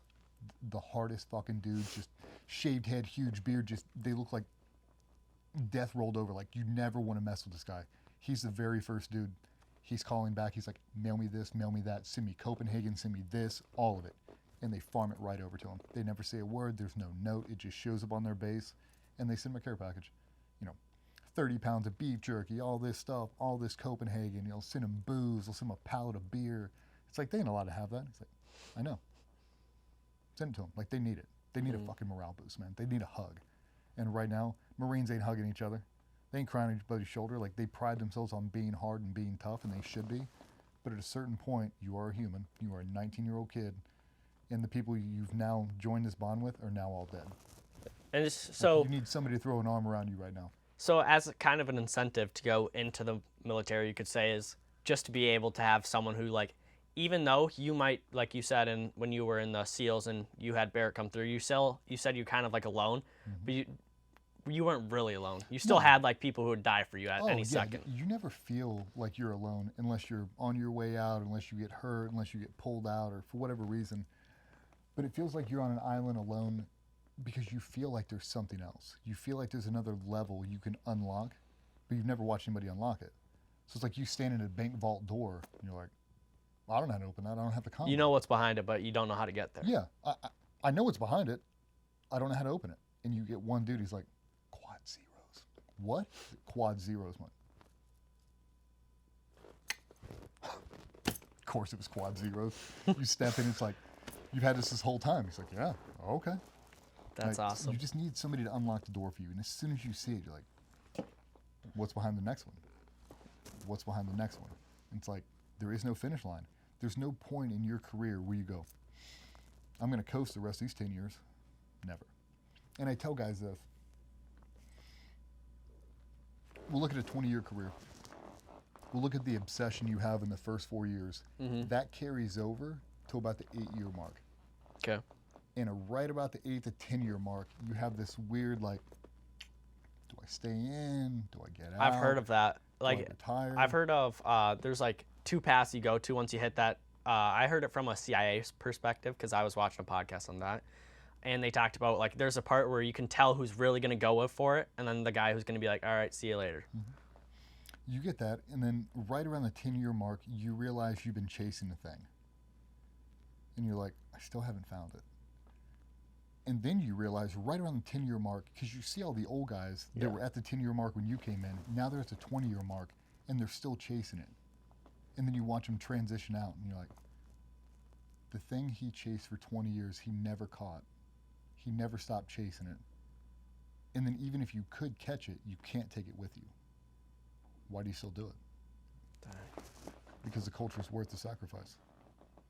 But I said I was doing a speaking engagement not too long ago, and I told him, I was like, everybody thanks me for my service. I thank you for your service. Like, you don't have to thank me for that. I didn't do it for you. I didn't. I might have joined the military with the motivation behind 9/11. Like, I wanted to wear the flag. I wanted to be. It felt like you were on the U.S. Olympic team. Like, that's how it felt when you joined the GWAT right post 9/11. Like, you felt like an Olympian. At the end of the day, I didn't do shit for you. I did it for the culture. Like, everything I ever sacrificed, every morning, every late night, every train evolution, everything, I only sacrificed for the culture. You can't sacrifice it for the greater good, for the nation, because if you watch the news, you'll see all these people and go, you ain't worth what I'm sacrificing. That's what I'm talking about with that burning the flag. Like, you're not worth it. And right now, if I had the ability to teleport you and drop you in one of the countries I've been, you'd be vaporized in 30 seconds flat. So I can't do it for you. I can't do it for the masses, because if I watch the news, it looks like an uneven scale. It looks like 80% of the country hates itself and hates all of us. Defund the police and do all this bullshit. Yeah, I made up my mind early. I ain't doing it for you. I'm proud to be an American. I am not doing this for you. I'm doing it for the culture. Wait, but do you also do it for like that young kid, the American? Do you ever have that? Like, the reason why you're doing this is, yes, the culture, but you're doing it for your kids, their kids, like the people who care about America. Do you ever think of them? Or is it just just culture? You used to, and then the media scripted the whole thing in such a toxic way. I don't watch news. Like, I walk in, my wife likes to watch news every night. As soon as I sit down in bed, I turn off. She's like, I just want to watch it for a little bit. I'm like, no, I don't want to watch it. It's not happening. It's hateful, dude. No, I don't need any more hate in my life. I'm hateful enough already. I don't need that. But it's the truth. Like, it skews your optic, and then it confuses you. Like, do you know how hard it is to be a 19-year-old stormtrooping through Iraq, dodging IEDs, watching people get messed up, and then to hear the whole thing's fake? So just no WMDs. It's all about oil and all this bullshit. That doesn't help me a bit. Does that just piss you off? It does, because it doesn't matter what the fuck you say. I'm still over here. We're all still here, and they're still trying to kill us. Whether we're here for oil or WMDs, it does not matter. We could be here to pick up fucking ping pong balls for all I care. Right now, we're here, and this is a reality. What makes you more mad? That they're lying about why you're there, or that they're sitting in their nice C-suite office with their bottles of water and champagne, and you're out there doing the hard stuff, and you're giving them the ability to go talk about that? Dude, I will sum up my entire perspective on the Iraq War. You got to imagine, when I went, I was 19, so I was very young. I didn't know my elbow from my asshole. I mean, I knew nothing. And when you saw what happened in 9/11, you knew he had been threatening to do that for a very long time. All that came out right away. He'd been threatening this. We already knew he was going to do it, and we basically just called his bluff, like, they ain't going to be able to pull that off. It's all bullshit. Then he does it. Well, then simultaneously, this dude who's been a known dictator, we've already fought before, is now saying he has WMDs and he's going to use them. We cannot allow that. Are you going to call his bluff again? What happens if he sets one free off the rails? You going to let that happen too? He already said he was going to do a terrorist attack. He already said he was going to do planes in the World Trade Center, and he did it. This dude saying he has WMDs. What do you want to do? Let's go stop him. 100%. I never, ever questioned going to Iraq. I don't question it now. And anybody who's like, we shouldn't have been there, I don't give a shit. Same with Afghanistan? Same with Afghanistan. I would have bought real estate in Iraq. I love being there. Really? I did. I loved That's what I mean. A about lot of people say the Middle East is very nice, like Dubai. They love it over there. Yeah, I mean, Iraq's very different. It's a shithole, but it's the work that I love so much. Yeah. And whether we were there for WMDs or ping pong balls, I don't care. Now, and I've said that before. I know a bunch of guys have too. If it came out that Minneapolis, all the Somalis that are there, we'll just say that entire population ended up being terrorists, all of them, and they declared it. They flew a flag and like, boom, we're a terrorist organization. Come get some. I would assault Minneapolis so fast, and I would never bat an eye. Never. I don't care if you're black, white, brown, male, female. I don't care. If you're a terrorist, you're getting a business. Like, I have no allegiance because you come from this country. You get no allegiance from me. None. Getting no mercy either. Dude, we've had them overseas. Homegrown terrorists from here that have launched over there and now running militias against us. And they're like, well, he's a U.S. citizen. We can't really target him. Okay, I'm also going to say this, I might need to cut this part out, but you said there are also people, you gave me an example, that were in Minneapolis who are a part of that kind of terrorist. I can cut this out if we're good. Who are in a terrorist organization. They're in our backyard, and we know they're in our backyard, but they don't say it on the news. They don't tell anyone about this. That's just, how does that happen? Ask any cop that works in Minneapolis what Little Moog is like. Little Mocha? Little Moog. Moog? Little Mogadishu. Okay. Yeah, that's what they call it. Is Mogadishu a town in Somalia? Sounds familiar. Yeah. Yeah, it's from Black Hawk Down. Got it. Which is crazy. But if you look at that or type in Muslim extremist Dearborn, Michigan. Dearborn, Michigan. They have a Muslim town, right? They have training camps. Oh, they really? They have foreign fighter training camps inside the U.S. that are protected by some religious statue. Oh, yeah, dude. Dang. We're all tracking them. Everybody knows. Do you feel, though, having to fight people in the Middle East and all that stuff, do you feel resentful towards that people, or is it like no resentment, or is it like, do you feel like, you shot my buddy? Like, I can't forgive you for that one. I don't, because, you can't wrap them all into it. It's like me hating all of Germany because of what happened in the 40s. Like, you can't do that. I love Germany. It's unfair. I love it. No, I don't have a bad thing to say. Like, it's in the past, dude. Are the people over there nice? In Germany? No, in like Afghanistan, Iraq. Are they nice to you? Is it because you're wearing the American flag that they're like, F you? It all depends, man. You go in some places and they were just born in the wrong country in the wrong time.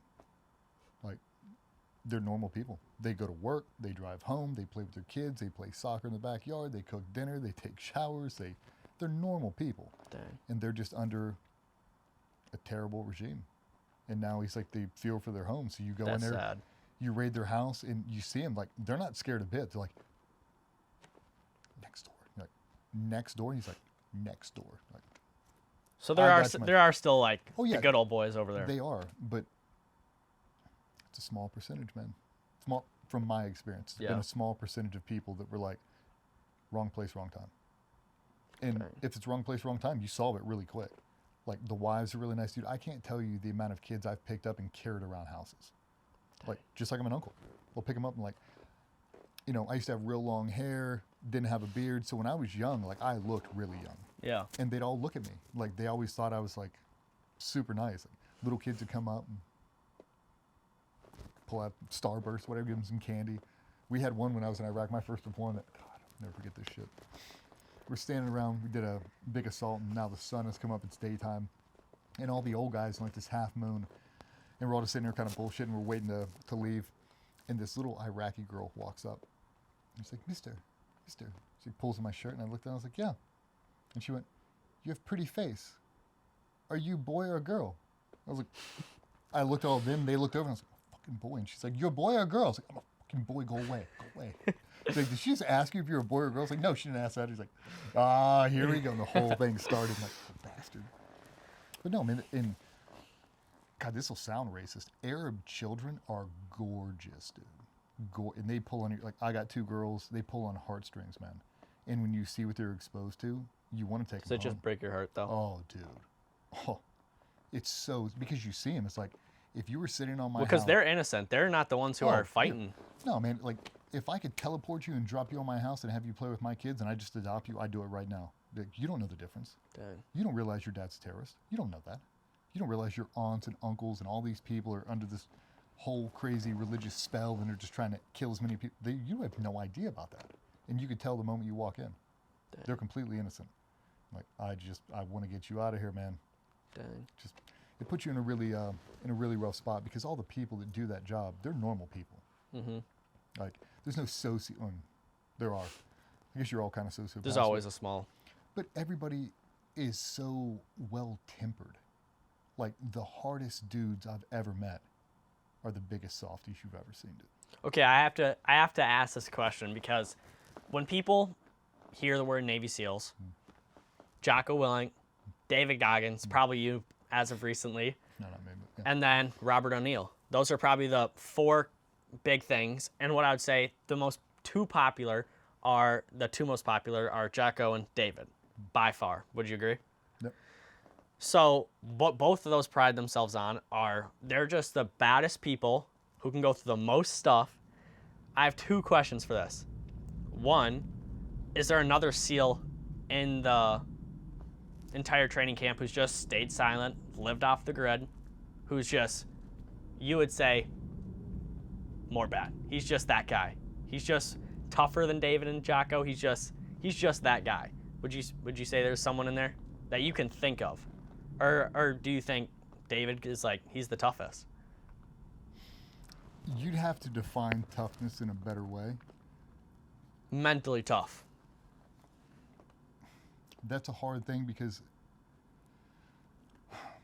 Do you know David personally? No. No? I met him one time when I was a brand new SEAL. He was doing some training in the same place I was. Running endurance races is hard. Mm-hmm. Doing it injured, he's got a laundry list of injuries. Like, he's able to push through things most people can't push through. They wouldn't even be on my top 25 of Dang. hardest dudes I know. So they're not even in top 25. They're not on my list, if I'm being honest. Dang. If I list everybody I've ever worked with and I pulled out the hardest dudes I've ever met, physically, mentally, emotionally, the best, they're not even on my fucking...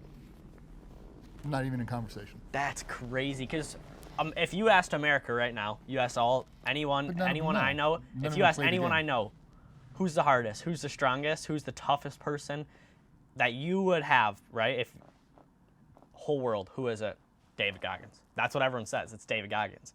But I was like, no way, there isn't one person. And maybe even David Goggins would say that, yeah, Joe from SEAL Team 5 he was way tougher than I am. He just doesn't talk about it. He's been exposed to so much other stuff. And right now, I don't think David Goggins is hard as all. I think he's consistent. Yeah, he's super consistent. I think he's been doing the exact same thing. And the thing I like about him, when David was in, everybody hated him. Really? Yeah. Because they used him as a poster boy. Oh. Everybody's cutting their teeth right now, and they're paying him to do these endurance races, and he'd do photo shoots, and it's like... So we all had a kind of a resentment. Now that I've transitioned out, or even later in my career, I appreciate David for what he's done. Because he has motivated millions of motherfuckers to get off that couch. Yeah. And I said this probably 2 weeks on a podcast, I think between David Goggins and Jocko, they have probably put more people into the military, into a first responder community over the last 10 years than anyone else on earth. Who else? Who else is motivating young kids to join the military and be a pro? Outside of those two? Nobody. It's just those guys. You'd be hard-pressed to pull anybody that's joined the military in the last 10 years that doesn't know who those guys are. 100%. I would even go as far to say there's not a single person in high school right now who doesn't know who those guys are. And it kind of became a meme, who's going to carry the boats and the logs? Yeah. That kind of I actually saw a dude wearing that shirt yesterday. Yeah, it became a little bit of a meme, but it's a lot of people know what it is. It's exposure. But it's if you look at them, what do? What does Jocko do? Wakes up every morning and does a lift. Then he goes and rolls. And then he does his day. He's been doing the same thing for the last 20 years, and I doubt he's going to stop tomorrow. Right? It's consistency over and over. Does that make him harder than anybody else? No. Does that mean that he can beat up every dude that's ever joined SEAL teams? Fuck no. No. Does that mean that there's not a dude out there that could, do something that's David Goggins couldn't do physically? Yes. There's hundreds of things. Mm-hmm. You know what I mean? Yeah. It's like they just set out because they've been doing it at a super high level consistently for longer than everybody else. That's why they're known. Does that mean they're not hard? No, they definitely are. Is he harder than anybody you've ever met? For sure. And if I grabbed David Goggins and I grabbed out the hardest dude that I know and I had him run an endurance race, would David Goggins win? Yes. But I'm not talking about, obviously David Goggins is going to win because he runs them. Or if you picked an Olympic guy who runs 500-mile endurance races, he's just a freak, obviously he's going to be better, but I don't consider him more tough because he can do that. I would, the reason why I feel like people consider David Goggins tough is because he was 500 pounds and fat and lazy, and he ran a crazy long thing. He just was broken shins, broken ankle, and that's why people think he's tough. That's what I'm kind of saying. That's because people haven't been exposed to people that do that. Exactly. That's why I wanted to ask you, because you've been exposed to those people. I mean, and he'd tell you the same thing if you asked him, like, are you a unicorn? I doubt he would say that. Mm-hmm. Are you the only guy that's ever gone through Hell Week multiple times? No. Oh, wait. I need to ask you about this. Fracture? What is Hell Week like? Because that is like, that's blown up. Overhyped? Easiest week of buds. No way. If you give me an option to go back through buds all the way through or just do Hell Week over and over, I do Hell Week over and over. But, so walk me through Hell Week, because from what I've heard, it's just literally like hell. You literally just, it's the worst thing ever from what people portray it to be. You do a normal week of buds. You just don't sleep. Where do most people quit? Hell Week? The swimming part of buds, the last part of buds? I mean, most guys drop during Hell Week, and it's because they're not a true believer. It got too hard for them, they're too tired, too whatever, and they're like, oh, I'm not doing this. I don't really want to do that job that bad. I can do something else in the Navy. And that's why they quit. Dang. But it's nothing crazy. You do a normal day. You wake up, you do normal PT, and you just never stop for 5.5 days. So you go from a grinder session, they beat the shit out of you. They'll run you out, they'll surf torture you. You'll get on the boat, you'll do surf patch, you'll do log PT. You'll eat on the beach. You'll do an 8-mile run. You'll come back. You'll do a swim. You'll do an O course. You That's so cool, though. You got to just look back and just be like, yeah, we were them. Like, we were the toughest people on the planet during that. Yeah, and I mean, it sucks, but you don't ever have to think. There's never a place where, like, solve these 25 math problems in 5 minutes, you're kicked out of the program. But it's purely on just who shows up. Just keep going. You still got to pass evolutions, but like you'll do crazy things that you never thought were possible. Like you'll run the entire Buds O course. You've seen videos and photos of it. Yep. You'll run the entire O course as a boat crew with a boat on your head. You'll go up and over that crazy tower with a boat. I don't know how we do it, but we did it. Mm-hmm. All of it. You do the whole thing with a boat on your head. It's weird. You do crazy shit like that, and you're like, that's not even possible. And yet you see Boat Crew 1 do it, and you're like, now you got to do it because Boat Crew 1 did it. Like, clearly it's possible. Yeah. And I always drop this, like, when I was younger, there were two things that defined sport for a long time. Tony Hawk doing a 900 and the very first backflip on a motorcycle. As soon as Tony Hawk did a 900, they just had a kid 2 weeks ago, a little Japanese kid. Yeah. I think he's 7 years old. He did 5 back-to-back. Yeah. So much cleaner than Tony ever did them. Like right now we have guys working on, is it 5? I think we've already done a quad backflip on a motorcycle. I think we're going for 5 revolutions. Like once you see it done once, now it's possible. Well, that safe's open now.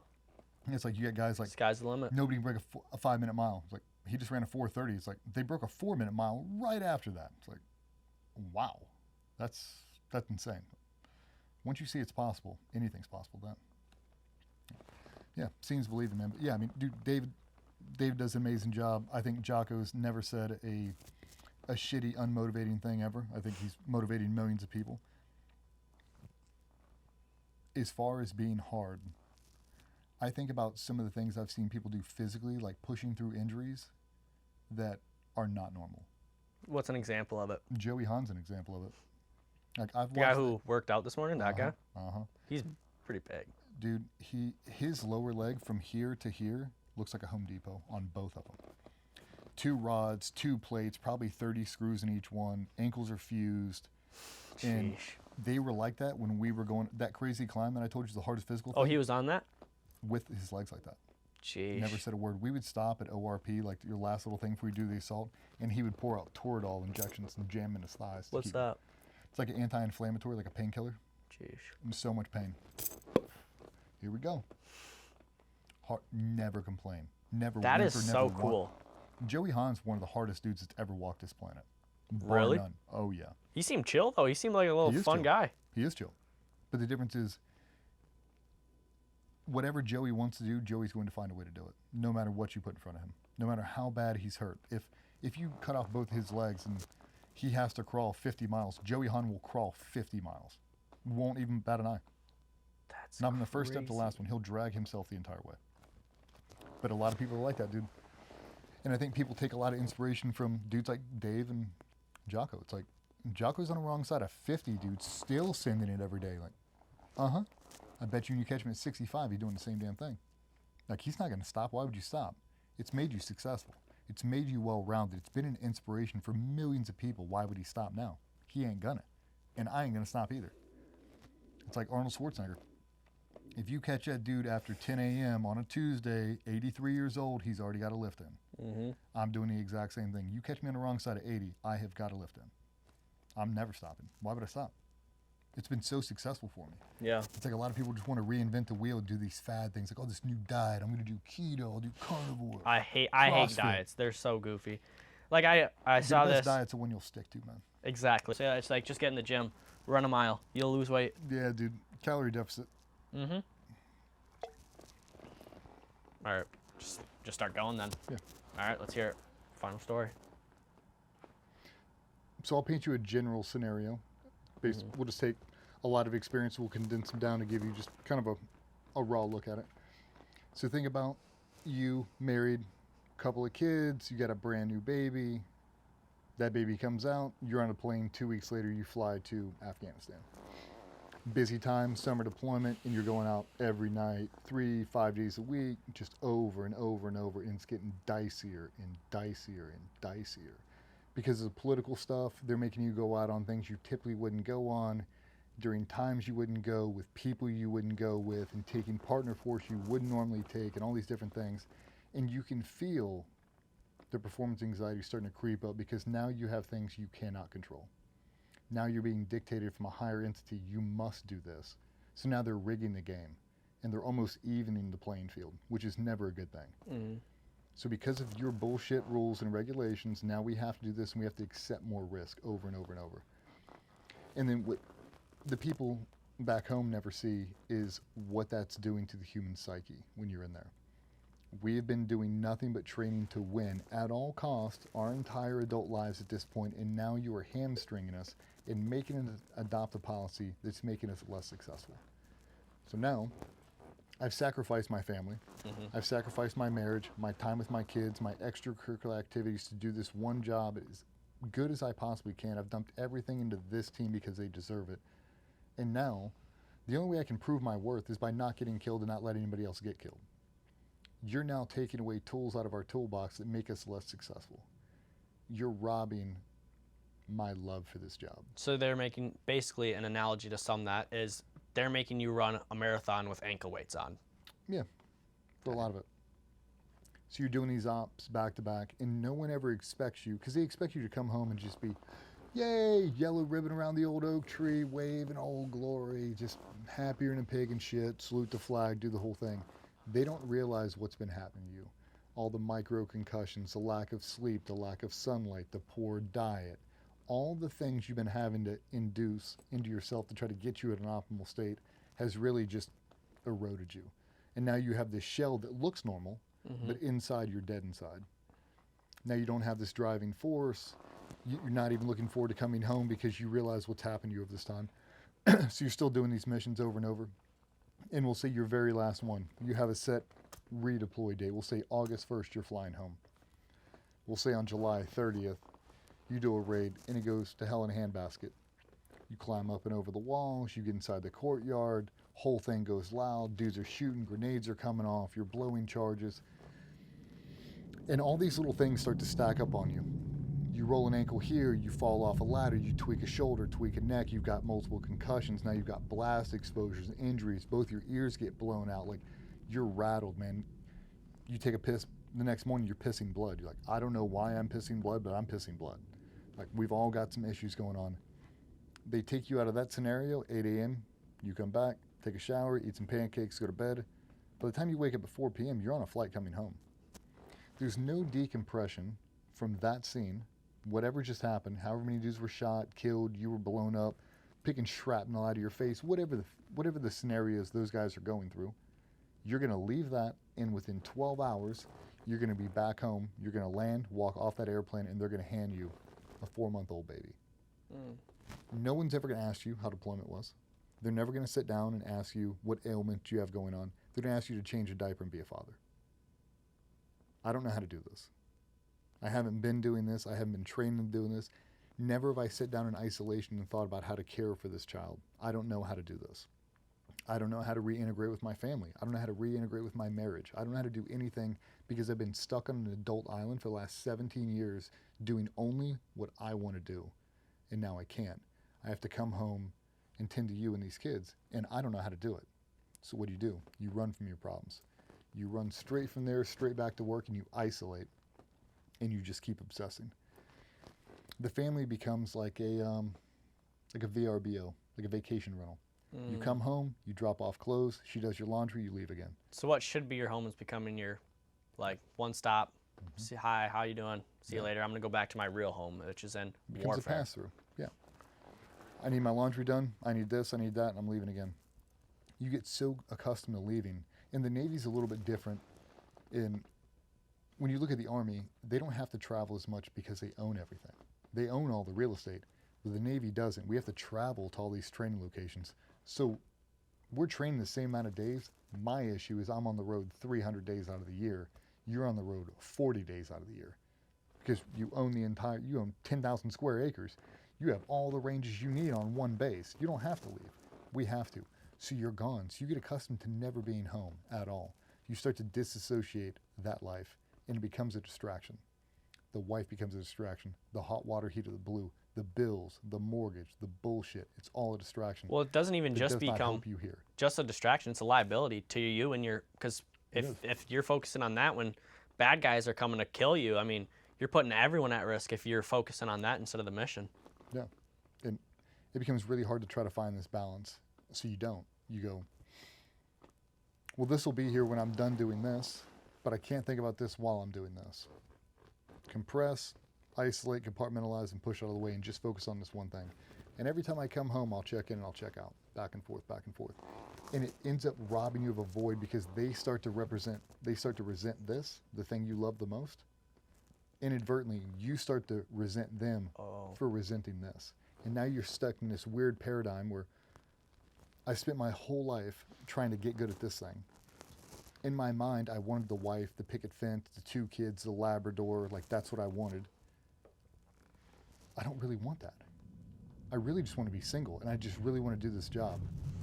And you hit a weird mark where you go, I'm about to retire.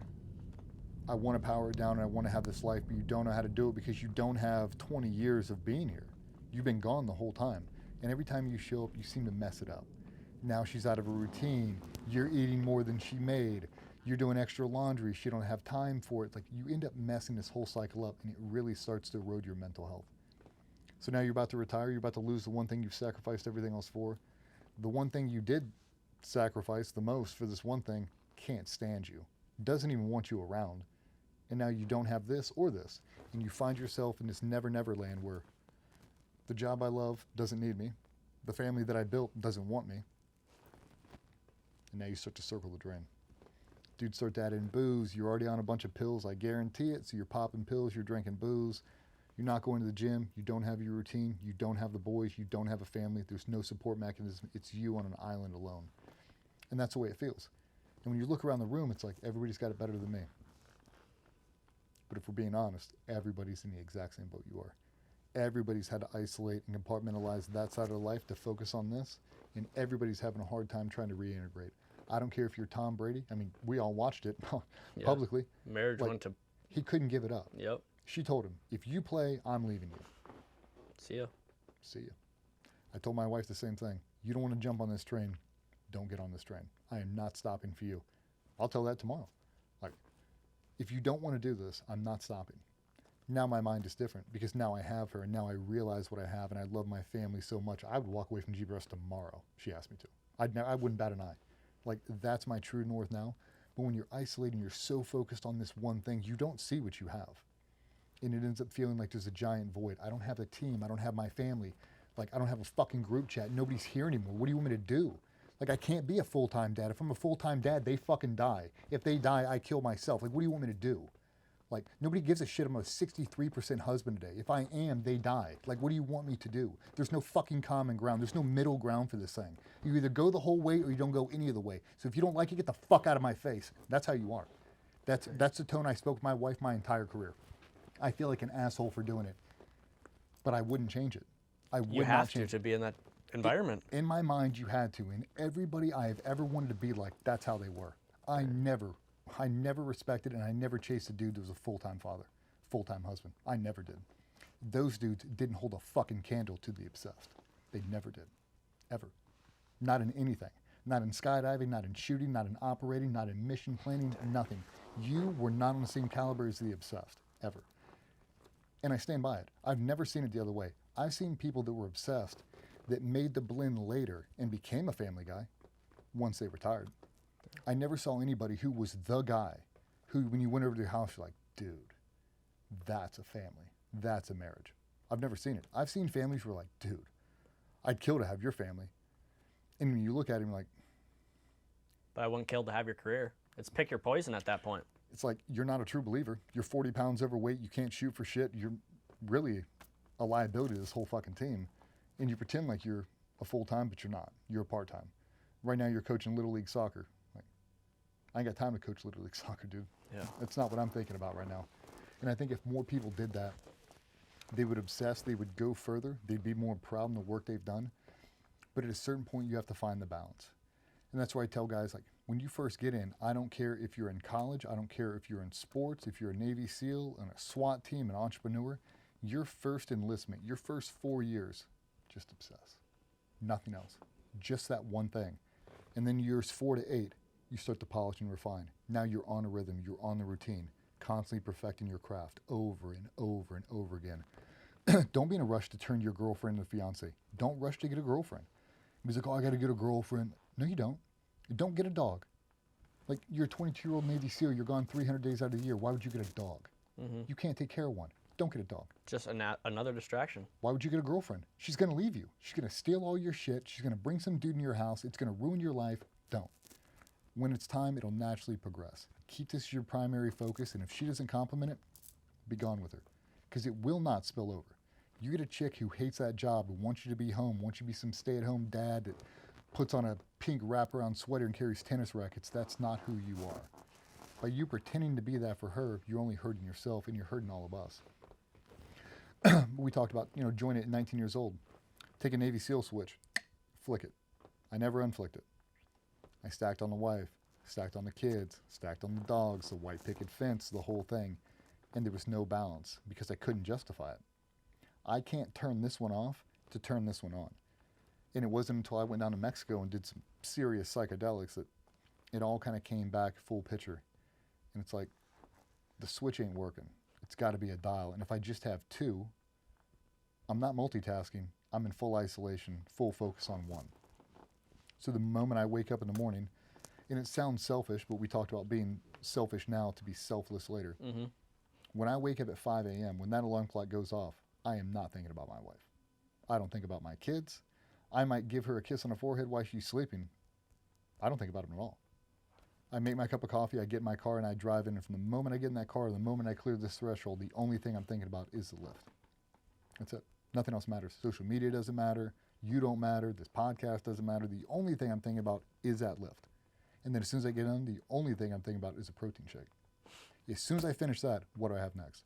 Take a shower, sit down, and give 100% to this. I'm not on my phone. I'm not caring about social media. I don't care about the range. I don't know what time it is. The only thing I give a shit about is you and this. As soon as we leave this, I'll transition to something else. That series has worked so well for me, but it's because I control the things that are controllable. So the moment I power off this thing, I have an evening routine to reset myself up to be the best version of me my family needs. My family don't need a Navy SEAL. They don't need an entrepreneur. They don't need a knowledge transfer specialist. They don't need a flat range instructor, some CQB dude. They don't need that guy. They need a full-time dad, full-time husband who's going to give a shit, who's going to come home and have some bandwidth and be available to him, like be present in the moment. Mm-hmm. So when I close this place down at 6 o'clock every night, I do it every single day. I slam in park, I start my car, I scroll through my phone, I make sure I'm pretty up to date. I put on airplane mode, I open up Spotify, and put on Chris Stapleton. It's on my playlist right now. It's got great music. And then I have a 12-minute drive home. I rehearse every single, just like I told you that Major League Soccer player, yep. I rehearse every single thing that's going to happen. The moment I hit my driveway to the moment I walk through the threshold, everything. So I become in control of my first 5 minutes. How am I going to get out of my vehicle? Who am I going to present myself to be? Who do they need me to be? And how much attention am I going to give them? So I pull in my driveway. Before I open up the garage door, I don't make the turn and open up the garage door. I pull in, I put it in park. I'm like, okay, They don't know about the stress. They don't know about work. They don't know about the bullshit meetings. They don't know about this or that. All they need right now is for me to come through, see what they're doing, check in with the old lady, help them do homework, cook dinner, have a good evening routine. Okay. Kill the engine, open the car door. I get right out through my bag over my right shoulder. I walk straight in. I immediately open up the door, take a 90-degree left, and there's going to be a 7-year-old that's standing in the hallway. It's going to be looking at me. She's like, Papa. She runs over and gives me this huge hug every single day. I pick her up, I spin her around. I say a bunch of crazy random shit to her. Oh my God, you got a beautiful body. You carved out of granite. Look at yourself. You're so handsome and strong and sweet and perfect. I'll kind of push her away, and then I turn immediate right. Then I see my 12-year-old sitting there. She's eating her lunch, her little pre-dinner snack, watching YouTube. I go over and give her a hug, give her a kiss, drop my bag, walk back. My old lady's in her room every single day. Check in with her. Hug, kiss. What do you need? Can you start dinner? Yep. What do I need after that? If you can help Mila do her homework, that'd be huge. Done. I walk in, I cook dinner, straight upstairs, knock out homework, right back down. Now I'm present. Good interaction with my 7-year-old, good interaction with my 12-year-old, good interaction with my wife. I've made dinner, I've done homework. Now what are you ready for? 20-minute walk. Do a 20-minute walk. We do a shower, pajamas, read them a bedtime story, lay them down for 20 minutes. Now it's Netflix and chill. Okay, I've seen your 20-minute walk videos, and obviously you've been very open about all your mental health and all the issues and all the things you've overcame and you still struggle with. Yep. How does a 20-minute walk help you? What are the benefits you've seen it give you? How does it hurt you? It doesn't. It can't. So it can only help you. But I'll say the 20-minute walk I actually stole from a bodybuilder. Stan Efferding, White Rhino. Never heard of him. Dude, Google him. He's a freak. He's a stud. World's strongest bodybuilder. So competitive strongman, win the bodybuilding. He's a freak. Wow. I love him. But he would do these 10-minute walks for digestion. And I was having a lot of issues in my stomach. I was on all kinds of pain meds and ulcers. And it was just a shit show. And I was like, I'm going to start walking every night after dinner. And I went out and I did a 10-minute walk. And right at the 10-minute mark, I was like, nah, I need another 10. And I did 20. And as soon as I did that, I'm like, I felt a lot better. Digestion felt better. It set circadian rhythm. So now it's telling my body the sun is going down. It's time to start powering it down. There's not an energy surge, but now I'm kickstarting my metabolism, digesting food better, set circadian rhythm. And then it gives me 20 minutes, not be on my phone, no stimulus, no arguments, no bullshit. This is 20 minutes for me. And I walk 20. The average person can walk 1 mile in 20 minutes. If I do it 3 times a day, 3 miles a day, 21 miles a week, add up over the course of the year, I'm walking thousands of miles, dude, right? Like, we can get out. That's some good amount of it input. Is. And it's like, but it's a cheat code for diet. If you're having an issue losing weight, walk after every meal, 20 minutes. Literally 10 minutes out, turn around and come back. That's roughly a mile. Close enough. Good enough for government work. But I was doing them in isolation just myself for so long, and I could feel the benefit immediately. After 3 or 4 days on this, I'm like, I wonder what a week's like. After a week, I was like, I'm never not Was doing it this. mentally the most beneficial? Yeah. Really? And then when you saw everything else kind of cascade, I still had a big separation with my wife. I'm still trying to rebuild that marriage because I've been gone for so long. And I just asked her one day, I mean, I've been doing these things for 6 months, a year at this point. I was like, have you come do a walk with me? And she's like, nah, I'm good. I'm like, just come do one. She's like, no, I'm good. I'm asking you to come do a walk with me. She's like, okay. We get up, we go out. As soon as we step on a sidewalk, I do my little 20-minute walk video, and I was like, okay, first 10 minutes are for you, last 10 minutes are for me. She's like, I don't know what that means. Like, tell me about your day. Everything that's bothering you. Everything you did today. Walk me through the moment you woke up to right now. Paint me the picture. She's like, I don't remember. Think about what you did today and explain it to me so I know everything you did. And we did. Whole 10 minutes, she told me about her whole day. Venting, stress, and bullshit. She goes, okay, now what? I was like, now I tell you about my day. Next 10 minutes, I told her my whole day. We get done. At the very end, we're right in front of the driveway. I was like, how you feel? She's like, really good. I feel like yeah. Tomorrow, same thing. We do it every single night, dude. That's no awesome. matter what. Unless it's pissing down rain, we're doing that 20-minute walk. And I say it to anybody I ever meet. If I could give the world a gift, it'd be the power of a 20-minute walk and the consistency it provides you. If you can wake up every morning, you don't want to go to the gym, cool. Everyone could be better. Everyone could focus on mental health. Everyone could use vitamin D first thing in the morning. Huberman talks about it. Everybody's talking about it. Wake your ass up 30 minutes early, walk out of your house, take a left, and walk for 10 minutes in one direction. When the alarm goes off, turn around and come back. You haven't lost anything. You've got a mile walk in, fasted, take a shower, change, and go to work. You're starting your day off with a success. Success. Like right there, you already got something under your belt. Woke up when I wanted to, got a physical activity. I'm on my own timeline. I've got my coffee, got my shower, got my clothes, I'm in my car, I'm at work. I'm good. You're taking a lunch break. I got 30-minute lunch break. How long does it take you to eat your sandwich? 5 minutes. Got 25 to go, right? Yep. Walk your ass outside, take a right. Walk down 10 minutes, turn and come back. Now it's after lunch. We've already walked 2 miles today. That's not all the little micro steps in between. Do it after dinner. Do it for a week. Do it for a month. Do it for a year and tell me it doesn't change your life. I've never had a single person ever commit to a 20-minute walk. Even if you do it for a week, at the end of that week to go, dude, I don't know what maybe it's placebo, like I feel better. You will feel better because now you're in control of the things you can control. You're getting vitamin D first thing in the morning, kickstarting your metabolism, setting circadian rhythm, and now you're giving yourself to be out in nature and be thankful you can actually walk on 2 legs. I know a lot of people that can't do that. And they would pay a lot of money to be able to walk. They'd pay a lot of money to be able to catch a football. Pay a lot of money to be able to hold their children one more time, and they can't. Be thankful for what you have. You have a lot more than you think, and people they want to take the time to acknowledge it. They think it has to be grand. It's got to be a Ferrari or some, $10 million house. The ability to breathe and stand up and walk on your own 2 feet, a lot of things, a lot of people can't do that, man. Be thankful for what you have. And I think just by setting that consistency, it solves a lot of the mental health issues we have, especially in young men today. Mm-hmm. It's like they've never seen the work. They've never had a Barrett. They don't have a dad who's that dude. And they just look around, they're like, I need inspiration. I need something. Sometimes you can't find it. You have to create it. You have to search around your social circle and find people that are better than you and steal a little piece of them, make your own little figure, put them on your desk and check in with him every time you lose motivation. God, I don't want to go to the gym today. What would he say? Get your ass in the gym. Like, yeah, you're right. You get up and go. If you and me were lifting partners, I unrack every day at 7. At 7:15, you ain't here and I call you. Where you at? I'm like, I ain't feeling today. You got 10 minutes to be in here. They'll show up. Yeah, I mean, the power of having someone in the fight with you, that changes the game. Dude, I mean, you saw the boys in there today. Heck yeah. The night before I flew in from Montana, I didn't hit Virginia Beach until 1:30 in the morning. Get home, I got to give 2 kids a shower, got to get them dressed, bedtime story. My head didn't touch the pillow till 3:15, 3:30. Jeez. I'm probably out 3:45. My alarm clock went off at 5:30. Sprang out of bed, unracked with these dudes at 6 a.m. Like, my wife, she's like, why are you doing that? I have to. She's like, you don't have to. Nothing's going to happen. You take a day off. Like, I feel like people just don't know, though. They don't know what it's like. And that's what I told her. I was like... And it's almost a coping mechanism. Like, anyone who really knows what I'm talking about, yeah.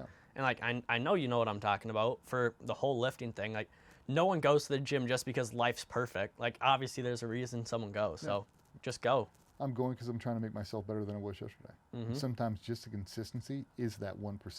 It's because I didn't take a day off. Like, the guys that go to the gym when they want to will never be as valuable as the guys that go to the gym when they don't want to. Exactly. Like, I'm going because I have to. I'm going because I know what happens if I don't. Mm-hmm. If I break this routine, nothing ever good has happened to me when I've broken my routine. So I don't plan on breaking it. And I'm just honest with people. Like, I ain't perfect. Dude, I pissed this whole thing away. I've rebuilt myself. I've climbed Everest 5 times. I've fallen off the backside just to turn around and climb that damn thing again. But I do it because it's productive. It makes me better than I was yesterday. And that's really what I want for people. I hate seeing people struggle with mental health, especially when there's a way out of it. And there's always a way out. I've told people before, man, if you're going to lay in your bed in a fetal position crying about how bad your life is and how you're so depressed, cry me a fucking river, man. Scream into a pillow. Ain't nobody going to hear you from there. Get up, go to a Starbucks and tell people how bad your mental health is. Go to the gym, go to the YMCA and tell them, I'm really struggling with mental health. Do it with a dumbbell in your hand. Do something that gets you up and moving, and I swear to God it helps, man. Just break the cycle. You got to. It's no different than a migraine. You have to break that cycle, or tomorrow will be the same as it was the day before. Mm-hmm. It won't stop. And some people just need to have a little Barrett. They need to have somebody to look at and go, what would that dude do? He'd get up and move. Well, and it takes balls to be able to talk about it, too. Yeah. Because anyone who's ever struggled with it knows the hardest part is just say something. So just say something. Yeah, you get all these dudes out there like, I've never struggled. I don't have mental health. I don't have this. I don't have that. Like, yeah, I didn't either. Until I had a pistol in my mouth and I didn't know why. Yep. I'm the most unsuicidal person I know. say something that's not popular. I look down on people that kill themselves. I'd agree. For the longest time, I was like, fucking weak. And then I saw some of the strongest people that have ever walked this planet do it. And you're like, what is it? What is it really? Is it PTSD? I don't believe that for a minute. It's loss of purpose. Mm-hmm. Something has happened where they have become disillusioned to where they have no purpose now, and they believe it. What do? It's a masterless samurai do. Seppuku. He killed himself. There's no reason for me to be here. I'm not happy here. I'm not happy there. I've lost my way, and I think they can reset the Nintendo by pressing this button, and they don't respawn. Doesn't get better if you shut the whole game off. It doesn't. Dude, if I was just there in that moment, I could just drag you on a 20-minute walk. Just wait till tomorrow. Well, exactly. Just wait till tomorrow. Yep. That's the best way to do it. I mean, obviously, we were talking before this about it, how we have a shared experience about this. But just sometimes you just put it off. Say, like, give it 5 minutes. Like, the urge will pass, yep. And then you'll reset in real life. You don't have to reset by shutting your whole game off. But wait, man. Just be grateful for what you got, because there's some people who don't. And I mean, exactly, dude. Just enjoy life. Yeah. But thank you for coming on. Really appreciate it. I mean, this was an awesome talk. I love talking about it. I mean, if anyone wants to see where you're at, GBRS, right? Yeah, GBRS. Check me out on social media. Sweet. Yeah, I'm on Instagram. I don't do any of the other ones. I'm too afraid to open up a Twitter account. So, yeah, Instagram's the only place to find me. Well, heard it here. Jagger Holtzheiser Podcast. Thanks for tuning in. Yeah, dude. Thank you. Pleasure.